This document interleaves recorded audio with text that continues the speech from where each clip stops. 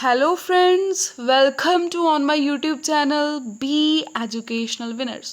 Friends ਅੱਜ ਅਸੀਂ most important topic ਜੋ ਸਿਵਿਕਸ ਦਾ ਟੌਪਿਕ ਹੈ ਸਿਟੀਜ਼ਨਸ਼ਿਪ ਭਾਵ ਨਾਗਰਿਕਤਾ ਆਰਟੀਕਲ ਹੈ ਇਸ ਦਾ 5 ਤੋਂ 11 ਇਸ ਪੂਰੇ ਟੌਪਿਕ ਨੂੰ ਇਸ ਵੀਡੀਓ ਦੇ ਵਿੱਚ ਕਵਰ ਕਰਾਂਗੇ।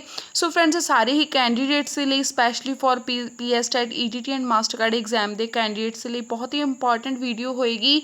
ਐਗਜ਼ਾਮ ਦਾ ਪਾਰਟ ਵੀ ਹੈ ਇਹ ਸਿਟੀਜ਼ਨਸ਼ਿਪ ਟੌਪਿਕ, ਸੋ ਇਸ ਨੂੰ ਕਵਰ ਕਰਨਾ ਬਹੁਤ ਹੀ ਇੰਪੋਰਟੈਂਟ ਹੈ ਐਗਜ਼ਾਮ ਪੁਆਇੰਟ ਆਫ ਵਿਊ ਦੇ ਨਾਲ।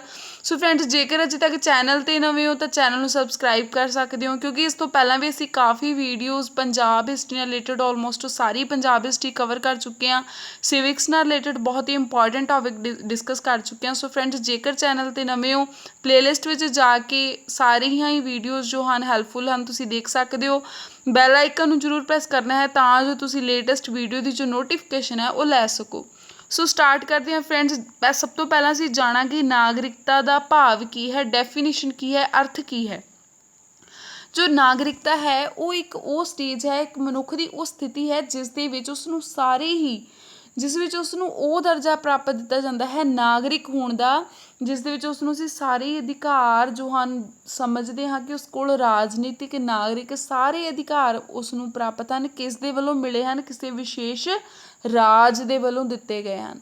ਕਿਹੜੇ ਅਧਿਕਾਰ? ਰਾਜਨੀਤਿਕ, ਨਾਗਰਿਕ, ਸਮਾਜਿਕ, ਜਿੰਨੇ ਵੀ ਅਧਿਕਾਰ ਜੋ ਮੇਨ ਹੁੰਦੇ ਹਨ ਇੱਕ ਉੱਥੋਂ ਦੇ ਨਾਗਰਿਕ ਨੂੰ ਮਿਲਣੇ ਚਾਹੀਦੇ ਹਨ। ਉਹ ਜਦੋਂ ਉਸਨੂੰ ਦਰਜਾ ਪ੍ਰਾਪਤ ਹੋ ਜਾਂਦਾ ਹੈ ਤਾਂ ਉਹ ਉੱਥੋਂ ਦਾ ਨਾਗਰਿਕ ਅਖਵਾਉਂਦਾ ਹੈ। ਸੋ ਉਹ ਇੱਕ ਨਾਗਰਿਕਤਾ ਦਾ ਕੰਸੈਪਟ ਹੈ। ਹੁਣ ਜੇਕਰ ਅਸੀਂ ਨਾਗਰਿਕਤਾ ਦੀ ਗੱਲ ਕੀਤੀ ਜਾਵੇ ਤਾਂ ਇਸ ਨਾਗਰਿਕਤਾ ਦੇ ਵਿੱਚ ਜੋ ਮੇਨ ਹਨ ਇਸ ਦੇ ਵਿੱਚ ਦੋ ਤਰ੍ਹਾਂ ਦੇ ਨਾਗਰਿਕ ਪਾਏ ਜਾਂਦੇ ਹਨ, ਇੱਕ ਭਾਰਤੀ ਹੁੰਦੇ ਹਨ, ਇੱਕ ਵਿਦੇਸ਼ੀ ਹੁੰਦੇ ਹਨ। ਭਾਰਤੀ ਨਾਗਰਿਕਤਾ ਉਹ ਹੁੰਦੇ ਹਨ ਜਿਨ੍ਹਾਂ ਨੂੰ ਇਹ ਸਾਰੇ ਅਧਿਕਾਰ ਮਿਲਦੇ ਹਨ, ਜਿਵੇਂ ਰਾਜਨੀਤਿਕ ਨਾਗਰਿਕ ਸਾਰੇ ਅਧਿਕਾਰ ਉਹਨਾਂ ਨੂੰ ਮਿਲਣੇ ਹਨ। ਪਰ ਵਿਦੇਸ਼ੀ ਨਾਗਰਿਕ ਉਹ ਹੁੰਦੇ ਹਨ ਜਿਨ੍ਹਾਂ ਨੂੰ ਉਪਰੋਕਤ ਜਿਵੇਂ ਜਿਹੜੇ ਅਧਿਕਾਰਾਂ ਦੀ ਅਸੀਂ ਗੱਲ ਕਰਦੇ ਹਾਂ ਸਮਾਜਿਕ, ਰਾਜਨੀਤਿਕ, ਨਾਗਰਿਕ ਅਧਿਕਾਰ ਉਹ ਪ੍ਰਾਪਤ ਹੀ ਨਹੀਂ ਹੁੰਦੇ ਜੋ ਇੱਕ ਵਿਸ਼ੇਸ਼ ਰਾਜ ਵੱਲੋਂ ਦਿੱਤੇ ਜਾਂਦੇ ਹਨ। ਉਹ ਵਿਦੇਸ਼ੀ ਨਾਗਰਿਕ ਨੂੰ ਉਹ ਅਧਿਕਾਰ ਪ੍ਰਾਪਤ ਨਹੀਂ ਹੁੰਦੇ, ਇਸ ਕਰਕੇ ਉਹ ਕਿਹੜਾ ਨਾਗਰਿਕ ਅਖਵਾਉਂਦਾ ਹੈ? ਵਿਦੇਸ਼ੀ ਨਾਗਰਿਕ। ਹੁਣ ਵਿਦੇਸ਼ੀ ਨਾਗਰਿਕ ਵੀ ਅੱਗੇ ਦੋ ਤਰ੍ਹਾਂ ਦਾ ਹੁੰਦਾ ਹੈ। ਇੱਕ ਤਾਂ ਜਿਵੇਂ ਅਸੀਂ ਗੱਲ ਕਰਦੇ ਹਾਂ ਕਿਸੇ ਦੇਸ਼ ਦੇ ਨਾਲ ਸਾਡੇ ਜੋ ਸੰਬੰਧ ਹਨ ਉਹ ਚੰਗੇ ਹਨ, ਠੀਕ ਹੈ, ਅਤੇ ਕਿਸੇ ਦੇਸ਼ ਨਾਲ ਇਵੇਂ ਵੀ ਹੁੰਦਾ ਕਿ ਸਾਡੇ ਸੰਬੰਧ ਚੰਗੇ ਨਾ ਹੋਣ।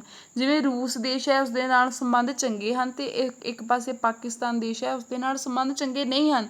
ਸੋ ਜਿਨ੍ਹਾਂ ਨਾਲ ਤਾਂ ਰਿਲੇਸ਼ਨ ਵਧੀਆ ਹੋਣਗੇ ਉਹ ਮਿੱਤਰ ਨਾਗਰਿਕ ਅਖਵਾਏਗਾ, ਜਿਨ੍ਹਾਂ ਨਾਲ ਸੰਬੰਧ ਚੰਗੇ ਨਹੀਂ ਹੋਣਗੇ, ਠੀਕ ਹੈ, ਉਹ ਦੁਸ਼ਮਣ ਨਾਗਰਿਕ ਅਖਵਾਏਗਾ, ਜਿਸ ਦੇ ਨਾਲ ਸਾਡੇ ਦੇਸ਼ ਦੇ ਸੰਬੰਧ ਜੋ ਹਨ ਉਹ ਬਹੁਤ ਜ਼ਿਆਦਾ ਚੰਗੇ ਨਾ ਹੋਣ, ਆਮ ਜਨਤਾ ਤੋਂ ਉਸਨੂੰ ਘੱਟ ਅਧਿਕਾਰ ਦਿੱਤੇ ਗਏ ਹੋਣ। ਅਤੇ ਵਿਸ਼ੇਸ਼ ਇਸ ਦੇ ਵਿੱਚ ਗੱਲ ਇਹ ਹੈ ਕਿ ਜੋ ਦੁਸ਼ਮਣ ਨਾਗਰਿਕ ਹੋਏਗਾ ਉਸਨੂੰ ਜੇਕਰ ਕੋਈ ਵੀ ਗੱਲਬਾਤ ਹੋ ਜਾਂਦੀ ਹੈ, ਕੋਈ ਵੀ ਜ਼ੁਰਮ ਕਰਦਾ ਹੈ, ਗਲਤ ਕੰਮ ਕਰਦਾ ਹੈ ਤਾਂ ਉਸਨੂੰ ਨਜ਼ਰਬੰਦੀ ਦੇ ਵਿੱਚ ਸੁਰੱਖਿਅਤ ਨਹੀਂ ਰੱਖਿਆ ਜਾਂਦਾ।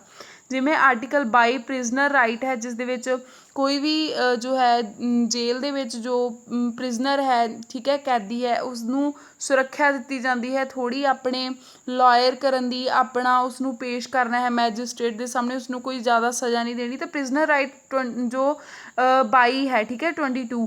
ਅਤੇ ਪਰ ਇਹ ਜੋ ਦੁਸ਼ਮਣ ਨਾਗਰਿਕ ਹੋਣਗੇ ਇਹਨਾਂ ਨੂੰ ਇਸ ਤਰ੍ਹਾਂ ਦਾ ਕੋਈ ਵੀ ਸੁਰੱਖਿਅਤਾ ਦਾ ਇਸ ਦੀ ਕੋਈ ਵੀ ਜ਼ਿਆਦਾ ਜੋ ਹੈ ਕੋਈ ਵੀ ਇਸ ਦੀ ਗਾਰੰਟੀ ਨਹੀਂ ਹੁੰਦੀ। ਸੋ ਇਹ ਦੋ ਤਰ੍ਹਾਂ ਦੇ ਨਾਗਰਿਕ ਹੋ ਜਾਂਦੇ ਹਨ, ਮਿੱਤਰ ਅਤੇ ਦੁਸ਼ਮਣ। ਇਸ ਤੋਂ ਬਾਅਦ ਜੇਕਰ ਅਸੀਂ ਗੱਲ ਕਰੀਏ ਭਾਰਤ ਦੇ ਵਿੱਚ ਨਾਗਰਿਕਤਾ ਕਿਹੜੀ ਹੈ ਤਾਂ ਭਾਰਤ ਦੇ ਵਿੱਚ ਇਕਹਿਰੀ ਨਾਗਰਿਕਤਾ ਹੈ। ਜੋ ਇੰਡੀਅਨ ਕੌਂਸਟੀਟਿਊਸ਼ਨ ਹੈ ਸਾਡਾ ਇਸ ਦੇ ਵਿੱਚ ਇਕਹਿਰੀ ਨਾਗਰਿਕਤਾ ਜੋ ਹੈ ਇਹ ਤੁਸੀਂ ਯਾਦ ਰੱਖਣੀ ਹੈ। ਇਸ ਦੇ ਨਾਲ ਹੀ ਭਾਗ ਕਿਹੜਾ ਹੈ ਨਾਗਰਿਕਤਾ ਦਾ ਤਾਂ ਜੋ ਹੈ ਸੈਕਿੰਡ ਪਾਰਟ, ਜੋ ਭਾਗ ਦੂਜੇ ਦੇ ਵਿੱਚ ਨਾਗਰਿਕਤਾ ਦਾ ਜੋ ਹੈ ਵਿਵਸਥਾ ਕੀਤੀ ਗਈ ਹੈ ਆਰਟੀਕਲ ਹੈ ਇਸਦਾ 5 ਤੋਂ 11। ਸੋ ਇਹ ਬੇਸਿਕ ਜਿਹੀਆਂ ਚੀਜ਼ਾਂ ਹਨ ਜੋ ਕਿ ਤੁਹਾਨੂੰ ਪਤਾ ਹੋਣੀਆਂ ਚਾਹੀਦੀਆਂ ਹਨ। ਇਕਹਿਰੀ ਨਾਗਰਿਕਤਾ ਹੈ ਭਾਰਤ ਦੇ ਵਿੱਚ, ਭਾਗ 2 ਹੈ ਅਤੇ ਆਰਟੀਕਲ 5 ਤੋਂ 11 ਹੈ। ਹੁਣ ਇਸ ਤੋਂ ਇਲਾਵਾ ਹੋਰ ਵੀ ਬਹੁਤ ਸਾਰੇ ਦੇਸ਼ ਹਨ ਜਿਨ੍ਹਾਂ ਦੇ ਵਿੱਚ ਜੋ ਹੈ ਦੋਹਰੀ ਨਾਗਰਿਕਤਾ ਹੈ। ਇਹ ਵੀ ਤੁਸੀਂ ਕੰਸੈਪਟ ਪੂਰਾ ਯਾਦ ਰੱਖਣਾ ਹੈ, ਕਿਹੜੇ ਕਿਹੜੇ ਦੇਸ਼ ਹਨ ਜਿਨ੍ਹਾਂ ਦੇ ਵਿੱਚ ਦੋਹਰੀ ਨਾਗਰਿਕਤਾ ਦੀ ਗੱਲ ਕੀਤੀ ਗਈ ਹੈ। ਮੇਨ ਇੰਪੋਰਟੈਂਟ ਇਸ ਦੇ ਵਿੱਚ ਅਮਰੀਕਾ, ਆਸਟ੍ਰੇਲੀਆ ਅਤੇ ਕੈਨੇਡਾ ਦੇ ਐਗਜ਼ਾਮ ਪੁਆਇੰਟ ਆਫ ਵਿਊ ਦੇ ਨਾਲ ਪੁੱਛ ਲਿਆ ਜਾਂਦਾ ਹੈ। ਅਮਰੀਕਾ ਵਿੱਚ ਕਿਹੜੀ ਨਾਗਰਿਕਤਾ ਹੈ, ਆਸਟ੍ਰੇਲੀਆ ਵਿੱਚ, ਕੈਨੇਡਾ ਵਿੱਚ। ਤਾਂ ਇਹਨਾਂ ਤਿੰਨਾਂ ਦੇ ਵਿੱਚ ਜੋ ਹੈ ਡਿਊਲ ਸਿਟੀਜ਼ਨਸ਼ਿਪ ਹੈ ਜਿਸ ਨੂੰ ਅਸੀਂ ਦੋਹਰੀ ਨਾਗਰਿਕਤਾ ਕਹਿੰਦੇ ਹਾਂ। ਸੋ ਇਹ ਜੋ ਹੈ ਇਸ ਤੋਂ ਇਲਾਵਾ ਵੀ ਬਹੁਤ ਸਾਰੇ ਦੇਸ਼ ਹਨ ਜਿਨ੍ਹਾਂ ਦੇ ਵਿੱਚ ਦੋਹਰੀ ਨਾਗਰਿਕਤਾ ਦੀ ਗੱਲ ਕੀਤੀ ਗਈ ਹੈ।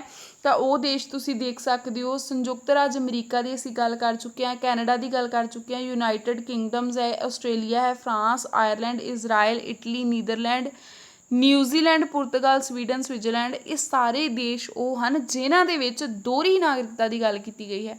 ਸੋ ਐਗਜ਼ਾਮ ਪੁਆਇੰਟ ਆਫ ਵਿਊ ਦੇ ਨਾਲ ਕਿਸੇ ਵੀ ਦੇਸ਼ ਦਾ ਨਾਮ ਜੋ ਹੈ ਪੇਪਰ ਦੇ ਵਿੱਚ ਜੋ ਹੈ ਪੁੱਟ ਕਰਕੇ ਤੁਹਾਨੂੰ ਉਸ ਦੀ ਨਾਗਰਿਕਤਾ ਦਾ ਜੋ ਸਟੇਟਸ ਹੈ, ਕਿਹੜੀ ਉਸ ਦੇ ਵਿੱਚ ਨਾਗਰਿਕਤਾ ਦੇਸ਼ ਦੇ ਵਿੱਚ ਪਾਈ ਜਾਂਦੀ ਹੈ, ਇਹ ਕੰਸੈਪਟ ਨਾਲ ਰਿਲੇਟਡ ਕੁਐਸਚਨ ਇਸ ਤਰ੍ਹਾਂ ਪੁੱਛਿਆ ਜਾ ਸਕਦਾ ਹੈ।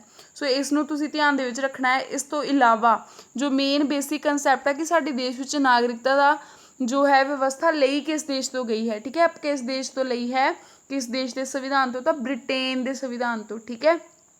ਇਸ ਕੰਸੈਪਟ ਨੂੰ ਤੁਸੀਂ ਮੇਨ ਇੰਪੋਰਟੈਂਟ ਬੇਸਿਕ ਜਿਹੀਆਂ ਚੀਜ਼ਾਂ ਯਾਦ ਰੱਖਣੀਆਂ ਹਨ। ਅਤੇ ਜੋ 5 ਤੋਂ 11 ਆਰਟੀਕਲ ਹੈ ਸਾਡੀ ਨਾਗਰਿਕਤਾ ਦਾ, ਇਸ ਦੇ ਵਿੱਚ ਇੱਕ ਚੀਜ਼ ਹੋਰ ਹੈ ਕਿ ਨਾਗਰਿਕਤਾ ਨੂੰ ਪਰਿਭਾਸ਼ਿਤ ਨਹੀਂ ਕੀਤਾ ਗਿਆ। ਜੋ ਨਾਗਰਿਕਤਾ ਦੀ ਪਰਿਭਾਸ਼ਾ ਹੈ ਨਾ, ਉਹ ਸਾਡੇ ਸੰਵਿਧਾਨ ਦੇ ਵਿੱਚ ਨਹੀਂ ਦਿੱਤੀ ਗਈ, ਜਦ ਕਿ ਇਸ ਦੀ ਪਰਿਭਾਸ਼ਾ ਸਾਨੂੰ ਮਿਲਦੀ ਹੈ ਜੋ ਬਾਅਦ ਦੇ ਵਿੱਚ ਐਕਟ ਬਣਦਾ ਹੈ 1955 ਦਾ ਭਾਰਤੀ ਨਾਗਰਿਕਤਾ ਅਧਿਨਿਯਮ ਐਕਟ। ਅਤੇ ਇਸ ਨੂੰ ਤੁਸੀਂ ਰਿਲੇਟ ਕਰਕੇ ਵੀ ਯਾਦ ਰੱਖ ਸਕਦੇ ਹੋ। ਜੋ ਪਹਿਲਾ ਭਾਸ਼ਾ ਆਯੋਗ ਬਣਿਆ ਸੀ ਉਹ ਵੀ 1955 ਵਿੱਚ ਬਣਿਆ ਸੀ। ਸੋ ਨਾਗਰਿਕਤਾ ਦਾ ਵੀ 1955 ਦੇ ਵਿੱਚ ਜੋ ਅਧਿਨਿਯਮ ਬਣਿਆ, ਭਾਰਤੀ ਨਾਗਰਿਕਤਾ ਅਧਿਨਿਯਮ, ਤੁਸੀਂ 1955 ਦਾ ਸਮਾਂ ਜੋ ਹੈ ਉਹ ਬਿਲਕੁਲ ਯਾਦ ਰੱਖਣਾ ਹੈ ਕਦੋਂ ਇਹ ਅਧਿਨਿਯਮ ਆਇਆ। ਅਤੇ ਇਹ 1955 ਦੇ ਵਿੱਚ ਪਹਿਲਾ ਭਾਸ਼ਾ ਆਯੋਗ ਦਾ ਗਠਨ ਕਦੋਂ ਹੋਇਆ, ਤਾਂ ਉਹ ਵੀ 1955 ਦੇ ਵਿੱਚ। ਹੁਣ ਜੇਕਰ ਅਸੀਂ ਗੱਲ ਕਰੀਏ ਜੋ ਮੇਨ ਪਾਵਰ ਕਿਹਨੂੰ ਦਿੱਤੀ ਗਈ ਹੈ ਨਾਗਰਿਕਤਾ ਦੇ ਮਾਮਲੇ ਦੇ ਵਿੱਚ, ਜੋ ਮੇਨ ਸ਼ਕਤੀ ਕਿਹਨੂੰ ਦਿੱਤੀ ਗਈ ਹੈ, ਤਾਂ ਨਾਗਰਿਕਤਾ ਦੇ ਵਿਸ਼ੇਸ਼ ਜੋ ਸੰਬੰਧੀ ਮਸਲੇ ਹੋਣਗੇ ਉਹਦੇ ਵਿੱਚ ਵਿਧੀ ਕਾਨੂੰਨ ਬਣਾਉਣ ਦਾ ਅਧਿਕਾਰ, ਜੋ ਸ਼ਕਤੀ ਹੈ ਉਹ ਕਿਸ ਨੂੰ ਦਿੱਤੀ ਗਈ ਹੈ, ਸੰਸਦ ਨੂੰ ਦੇ ਦਿੱਤੀ ਗਈ ਹੈ। ਸੋ ਸੰਸਦ ਨੂੰ ਦੇ ਦਿੱਤੀ ਗਈ। ਤਾਂ ਇਹ ਵਿਸ਼ਾ ਕਿਸ ਸੂਚੀ ਦੇ ਵਿੱਚ ਆਉਂਦਾ ਹੈ, ਇਸ ਤਰ੍ਹਾਂ ਵੀ ਕੁਐਸਚਨ ਪੁੱਛ ਲਿਆ ਜਾ ਸਕਦਾ। ਤਾਂ ਸੰਘੀ ਸੂਚੀ ਦਾ ਵਿਸ਼ਾ ਹੈ ਸੰਸਦ ਨੂੰ ਕਾਨੂੰਨ ਬਣਾਉਣ ਦਾ ਅਧਿਕਾਰ ਹੈ, ਕਿਸ ਦੇ ਵਿੱਚ, ਨਾਗਰਿਕਤਾ ਦੇ ਕੰਸੈਪਟ ਦੇ ਵਿੱਚ। ਸੋ ਕਿਸੇ ਤਰ੍ਹਾਂ ਵੀ ਤੁਸੀਂ ਕਨਫਿਊਜ਼ ਨਹੀਂ ਹੋਣਾ, ਇਸ ਦੇ ਬੇਸਿਕ ਪੁਆਇੰਟ ਸਾਰੇ ਹੀ ਕਲੀਅਰ ਰੱਖਣੇ ਹਨ। ਉਸ ਤੋਂ ਬਾਅਦ ਬਹੁਤ ਜੋ ਜ਼ਿਆਦਾ ਇਸ ਦੇ ਵਿੱਚ ਅਮੈਂਡਮੈਂਟ ਹੋਈਆਂ, ਠੀਕ ਹੈ, ਇਸ ਦੇ ਵਿੱਚ ਸੋਧਾਂ ਕੀਤੀਆਂ ਗਈਆਂ। ਤਕਰੀਬ ਜੋ 2015 ਤੱਕ ਇਸ ਦੇ ਵਿੱਚ 5 ਸੋਧਾਂ ਕੀਤੀਆਂ ਗਈਆਂ, ਠੀਕ ਹੈ। ਸੋ ਇਹ 5 ਸੋਧਾਂ ਨਾਲ ਰਿਲੇਟਡ ਅਸੀਂ ਥੋੜ੍ਹਾ ਜਿਹਾ ਓਵਰਵਿਊ ਲਵਾਂਗੇ। ਜੋ ਸਭ ਤੋਂ ਪਹਿਲਾਂ ਸਮਾਂ ਸੀ ਨਾ, ਉਸ ਦੇ ਵਿੱਚ ਜੋ 1986 ਤੋਂ ਪਹਿਲਾਂ ਦਾ ਸਮਾਂ ਸੀ, ਜਿਵੇਂ 26 ਜਨਵਰੀ 1950 ਈਸਵੀ ਨੂੰ ਜੋ ਹੈ ਸਾਡੇ ਸੰਵਿਧਾਨ ਨੂੰ ਲਾਗੂ ਕੀਤਾ ਗਿਆ। ਸੋ ਉਸ ਤੋਂ ਬਾਅਦ 1 ਜੁਲਾਈ 1987 ਈਸਵੀ ਤੱਕ 1986-87 ਦੇ ਕਰੀਬ ਜੋ ਸਮਾਂ ਸੀ ਨਾ, ਉਸ ਦੇ ਵਿੱਚ ਇੱਕ ਮੇਨ ਇੰਪੋਰਟੈਂਟ ਤੁਸੀਂ ਕੰਸੈਪਟ ਯਾਦ ਰੱਖਣਾ ਹੈ, ਬਰਥ ਨਾਲ ਰਿਲੇਟਡ ਪ੍ਰੋਬਲਮ ਸੀ। ਕਿਉਂਕਿ ਜੋ ਪਹਿਲਾਂ ਸੀ ਨਾ, ਜਿਸ ਦਾ ਵੀ ਬਰਥ ਉਹ ਜਿਸ ਦੇਸ਼ ਦੀ ਨਾਗਰਿਕਤਾ ਚਾਹੀਦੀ ਹੈ ਉਸ ਦੇ ਵਿੱਚ ਹੋ ਜਾਂਦਾ ਸੀ, ਉਹੀ ਮੇਨ ਸਮਝਿਆ ਜਾਂਦਾ ਸੀ, ਚਾਹੇ ਉਸਦੇ ਪੇਰੈਂਟਸ ਕਿਸੇ ਵੀ ਦੇਸ਼ ਦੇ ਹੋਣ। ਸੋ ਬਰਥ ਨਾਲ ਰਿਲੇਟਡ ਮੇਨ ਜੋ ਸੀ ਇਸ ਦੇ ਵਿੱਚ, ਸੋ ਰਿਫਿਊਜੀ ਆ ਜਾਂਦੇ ਸਨ ਕੋਈ, ਠੀਕ ਹੈ, ਉਹ ਕਿਸੇ ਵੀ ਦੇਸ਼ ਵਿੱਚ ਆ ਕੇ ਥੋੜ੍ਹੇ ਸਮੇਂ ਲਈ ਰਹਿੰਦੇ ਸਨ, ਥੋੜ੍ਹਾ ਜਿੰਨਾ ਵੀ ਸਮਾਂ, ਠੀਕ ਹੈ। ਸੋ ਜੇਕਰ ਉਹਨਾਂ ਦਾ ਕੋਈ ਵੀ ਜੋ ਹੈ ਬੇਬੀ, ਕੋਈ ਵੀ ਚਿਲਡਰਨ ਉੱਥੇ ਹੁੰਦਾ ਸੀ ਤਾਂ ਉਸਨੂੰ ਉਸ ਦੇਸ਼ ਦੀ ਸਿਟੀਜ਼ਨਸ਼ਿਪ ਮਿਲ ਜਾਂਦੀ ਸੀ, ਜਦ ਕਿ ਉਸਦੇ ਪੇਰੈਂਟਸ ਉੱਥੇ ਦੇ ਨਾਗਰਿਕ, ਉੱਥੋਂ ਦੇ ਵਸਨੀਕ, ਉੱਥੋਂ ਦੇ ਪੱਕੇ ਵਸਨੀਕ ਵੀ ਨਹੀਂ ਸਨ, ਉੱਥੇ ਉਹਨਾਂ ਦਾ ਜਨਮ ਵੀ ਨਹੀਂ ਹੋਇਆ ਹੁੰਦਾ ਸੀ। ਸੋ ਇਸ ਨੂੰ ਜੋ ਹੈ ਇੱਕ ਸੁਧਾਰ ਕਰਨ ਲਈ, ਸੋਧ ਕਰਨ ਲਈ ਐਕਟ ਬਣਾਇਆ ਗਿਆ, ਜਿਸ ਦੇ ਵਿੱਚ ਜੋ ਹੈ ਪੇਰੈਂਟਸ ਦਾ ਜੋ ਹੈ ਬਰਥ ਹੋਣਾ ਜੋ ਹੈ ਮੇਨ ਜੋ ਹੈ ਇੰਪੋਰਟੈਂਟ ਕਰ ਦਿੱਤਾ ਗਿਆ, ਕਿ ਐਟਲੀਸਟ ਇੱਕ ਪੇਰੈਂਟਸ ਦਾ ਬਰਥ ਜੋ ਹੈ ਉਹ ਹੋਣਾ ਇੰਪੋਰਟੈਂਟ ਹੈ, ਠੀਕ ਹੈ। ਸੋ ਬਾਅਦ ਵਿੱਚ 1992 ਦਾ ਐਕਟ ਆਇਆ, ਜਿਸ ਦੇ ਵਿੱਚ ਡਿਸਕ੍ਰਿਮੀਨੇਸ਼ਨ ਨੂੰ ਖਤਮ ਕੀਤਾ ਗਿਆ। ਡਿਸਕ੍ਰਿਮੀਨੇਸ਼ਨ ਕੀ ਸੀ ਵੀ ਉਸ ਦੇ ਵਿੱਚ ਜੋ ਫਾਦਰ ਨੂੰ ਇੰਪੋਰਟੈਂਸ ਦਿੱਤੀ ਜਾਂਦੀ ਸੀ, ਕਿ ਫਾਦਰ ਇੰਪੋਰਟੈਂਟ ਹੈ, ਫਾਦਰ ਦਾ ਬਰਥ ਹੋਣਾ, ਫਾਦਰ ਜੇ ਆਪਾਂ ਇੰਡੀਅਨ ਦੀ ਜੋ ਹੈ ਸਿਟੀਜ਼ਨਸ਼ਿਪ ਚਾਹੁੰਦੇ ਹਾਂ ਤਾਂ ਉਸ ਦੇ ਵਿੱਚ ਫਾਦਰ ਇੰਡੀਅਨ ਹੋਣਾ ਬਹੁਤ ਜ਼ਰੂਰੀ ਹੈ, ਫਾਦਰ ਦਾ ਬਰਥ ਇੰਡੀਅਨ ਹੋਣਾ ਬਹੁਤ ਜ਼ਰੂਰੀ ਹੈ ਇੰਡੀਆ ਦੇ ਵਿੱਚ, ਠੀਕ ਹੈ। ਸੋ ਮਦਰ ਨੂੰ ਇੰਨੀ ਇੰਪੋਰਟੈਂਸ ਨਹੀਂ ਸੀ। ਸੋ ਫਿਰ ਇੱਕ ਸੋਧ ਕੀਤੀ ਗਈ ਜਿਸ ਦੇ ਵਿੱਚ ਇਹ ਡਿਸਕ੍ਰਿਮੀਨੇਸ਼ਨ ਜੋ ਸੀ, ਭੇਦਭਾਵ ਸੀ, ਇਸ ਨੂੰ ਖਤਮ ਕੀਤਾ ਗਿਆ। ਫਾਦਰ ਅਤੇ ਮਦਰ ਦੋਨਾਂ ਨੂੰ ਇਕੁਅਲ, ਠੀਕ ਹੈ, ਇਕੁਅਲ ਇਸ ਨੂੰ ਜੋ ਹੈ ਜੋ ਇੰਪੋਰਟੈਂਸ ਦਿੱਤੀ ਜਾਣ ਲੱਗ ਗਈ ਸੀ, ਠੀਕ ਹੈ। ਸੋ ਇਹ ਜੋ ਹੈ ਇੰਪੋਰਟੈਂਟ ਵੇ ਦੇ ਨਾਲ ਇਸ ਤਰ੍ਹਾਂ ਸੋਧਾਂ ਹੋਈਆਂ, ਜਿਸ ਦੇ ਵਿੱਚ ਬਰਥ ਤੋਂ 1 ਸਾਲ ਦੇ ਅੰਦਰ ਅੰਦਰ ਜੋ ਵੀ ਰਜਿਸਟ੍ਰੇਸ਼ਨ ਕਰਾਉਣੀ ਹੈ ਕੈਂਡੀਡੇਟਸ ਦੀ, ਜਿਸ ਨੇ ਜੋ ਹੈ ਨਾਗਰਿਕਤਾ ਲੈਣੀ ਹੈ, ਠੀਕ ਹੈ।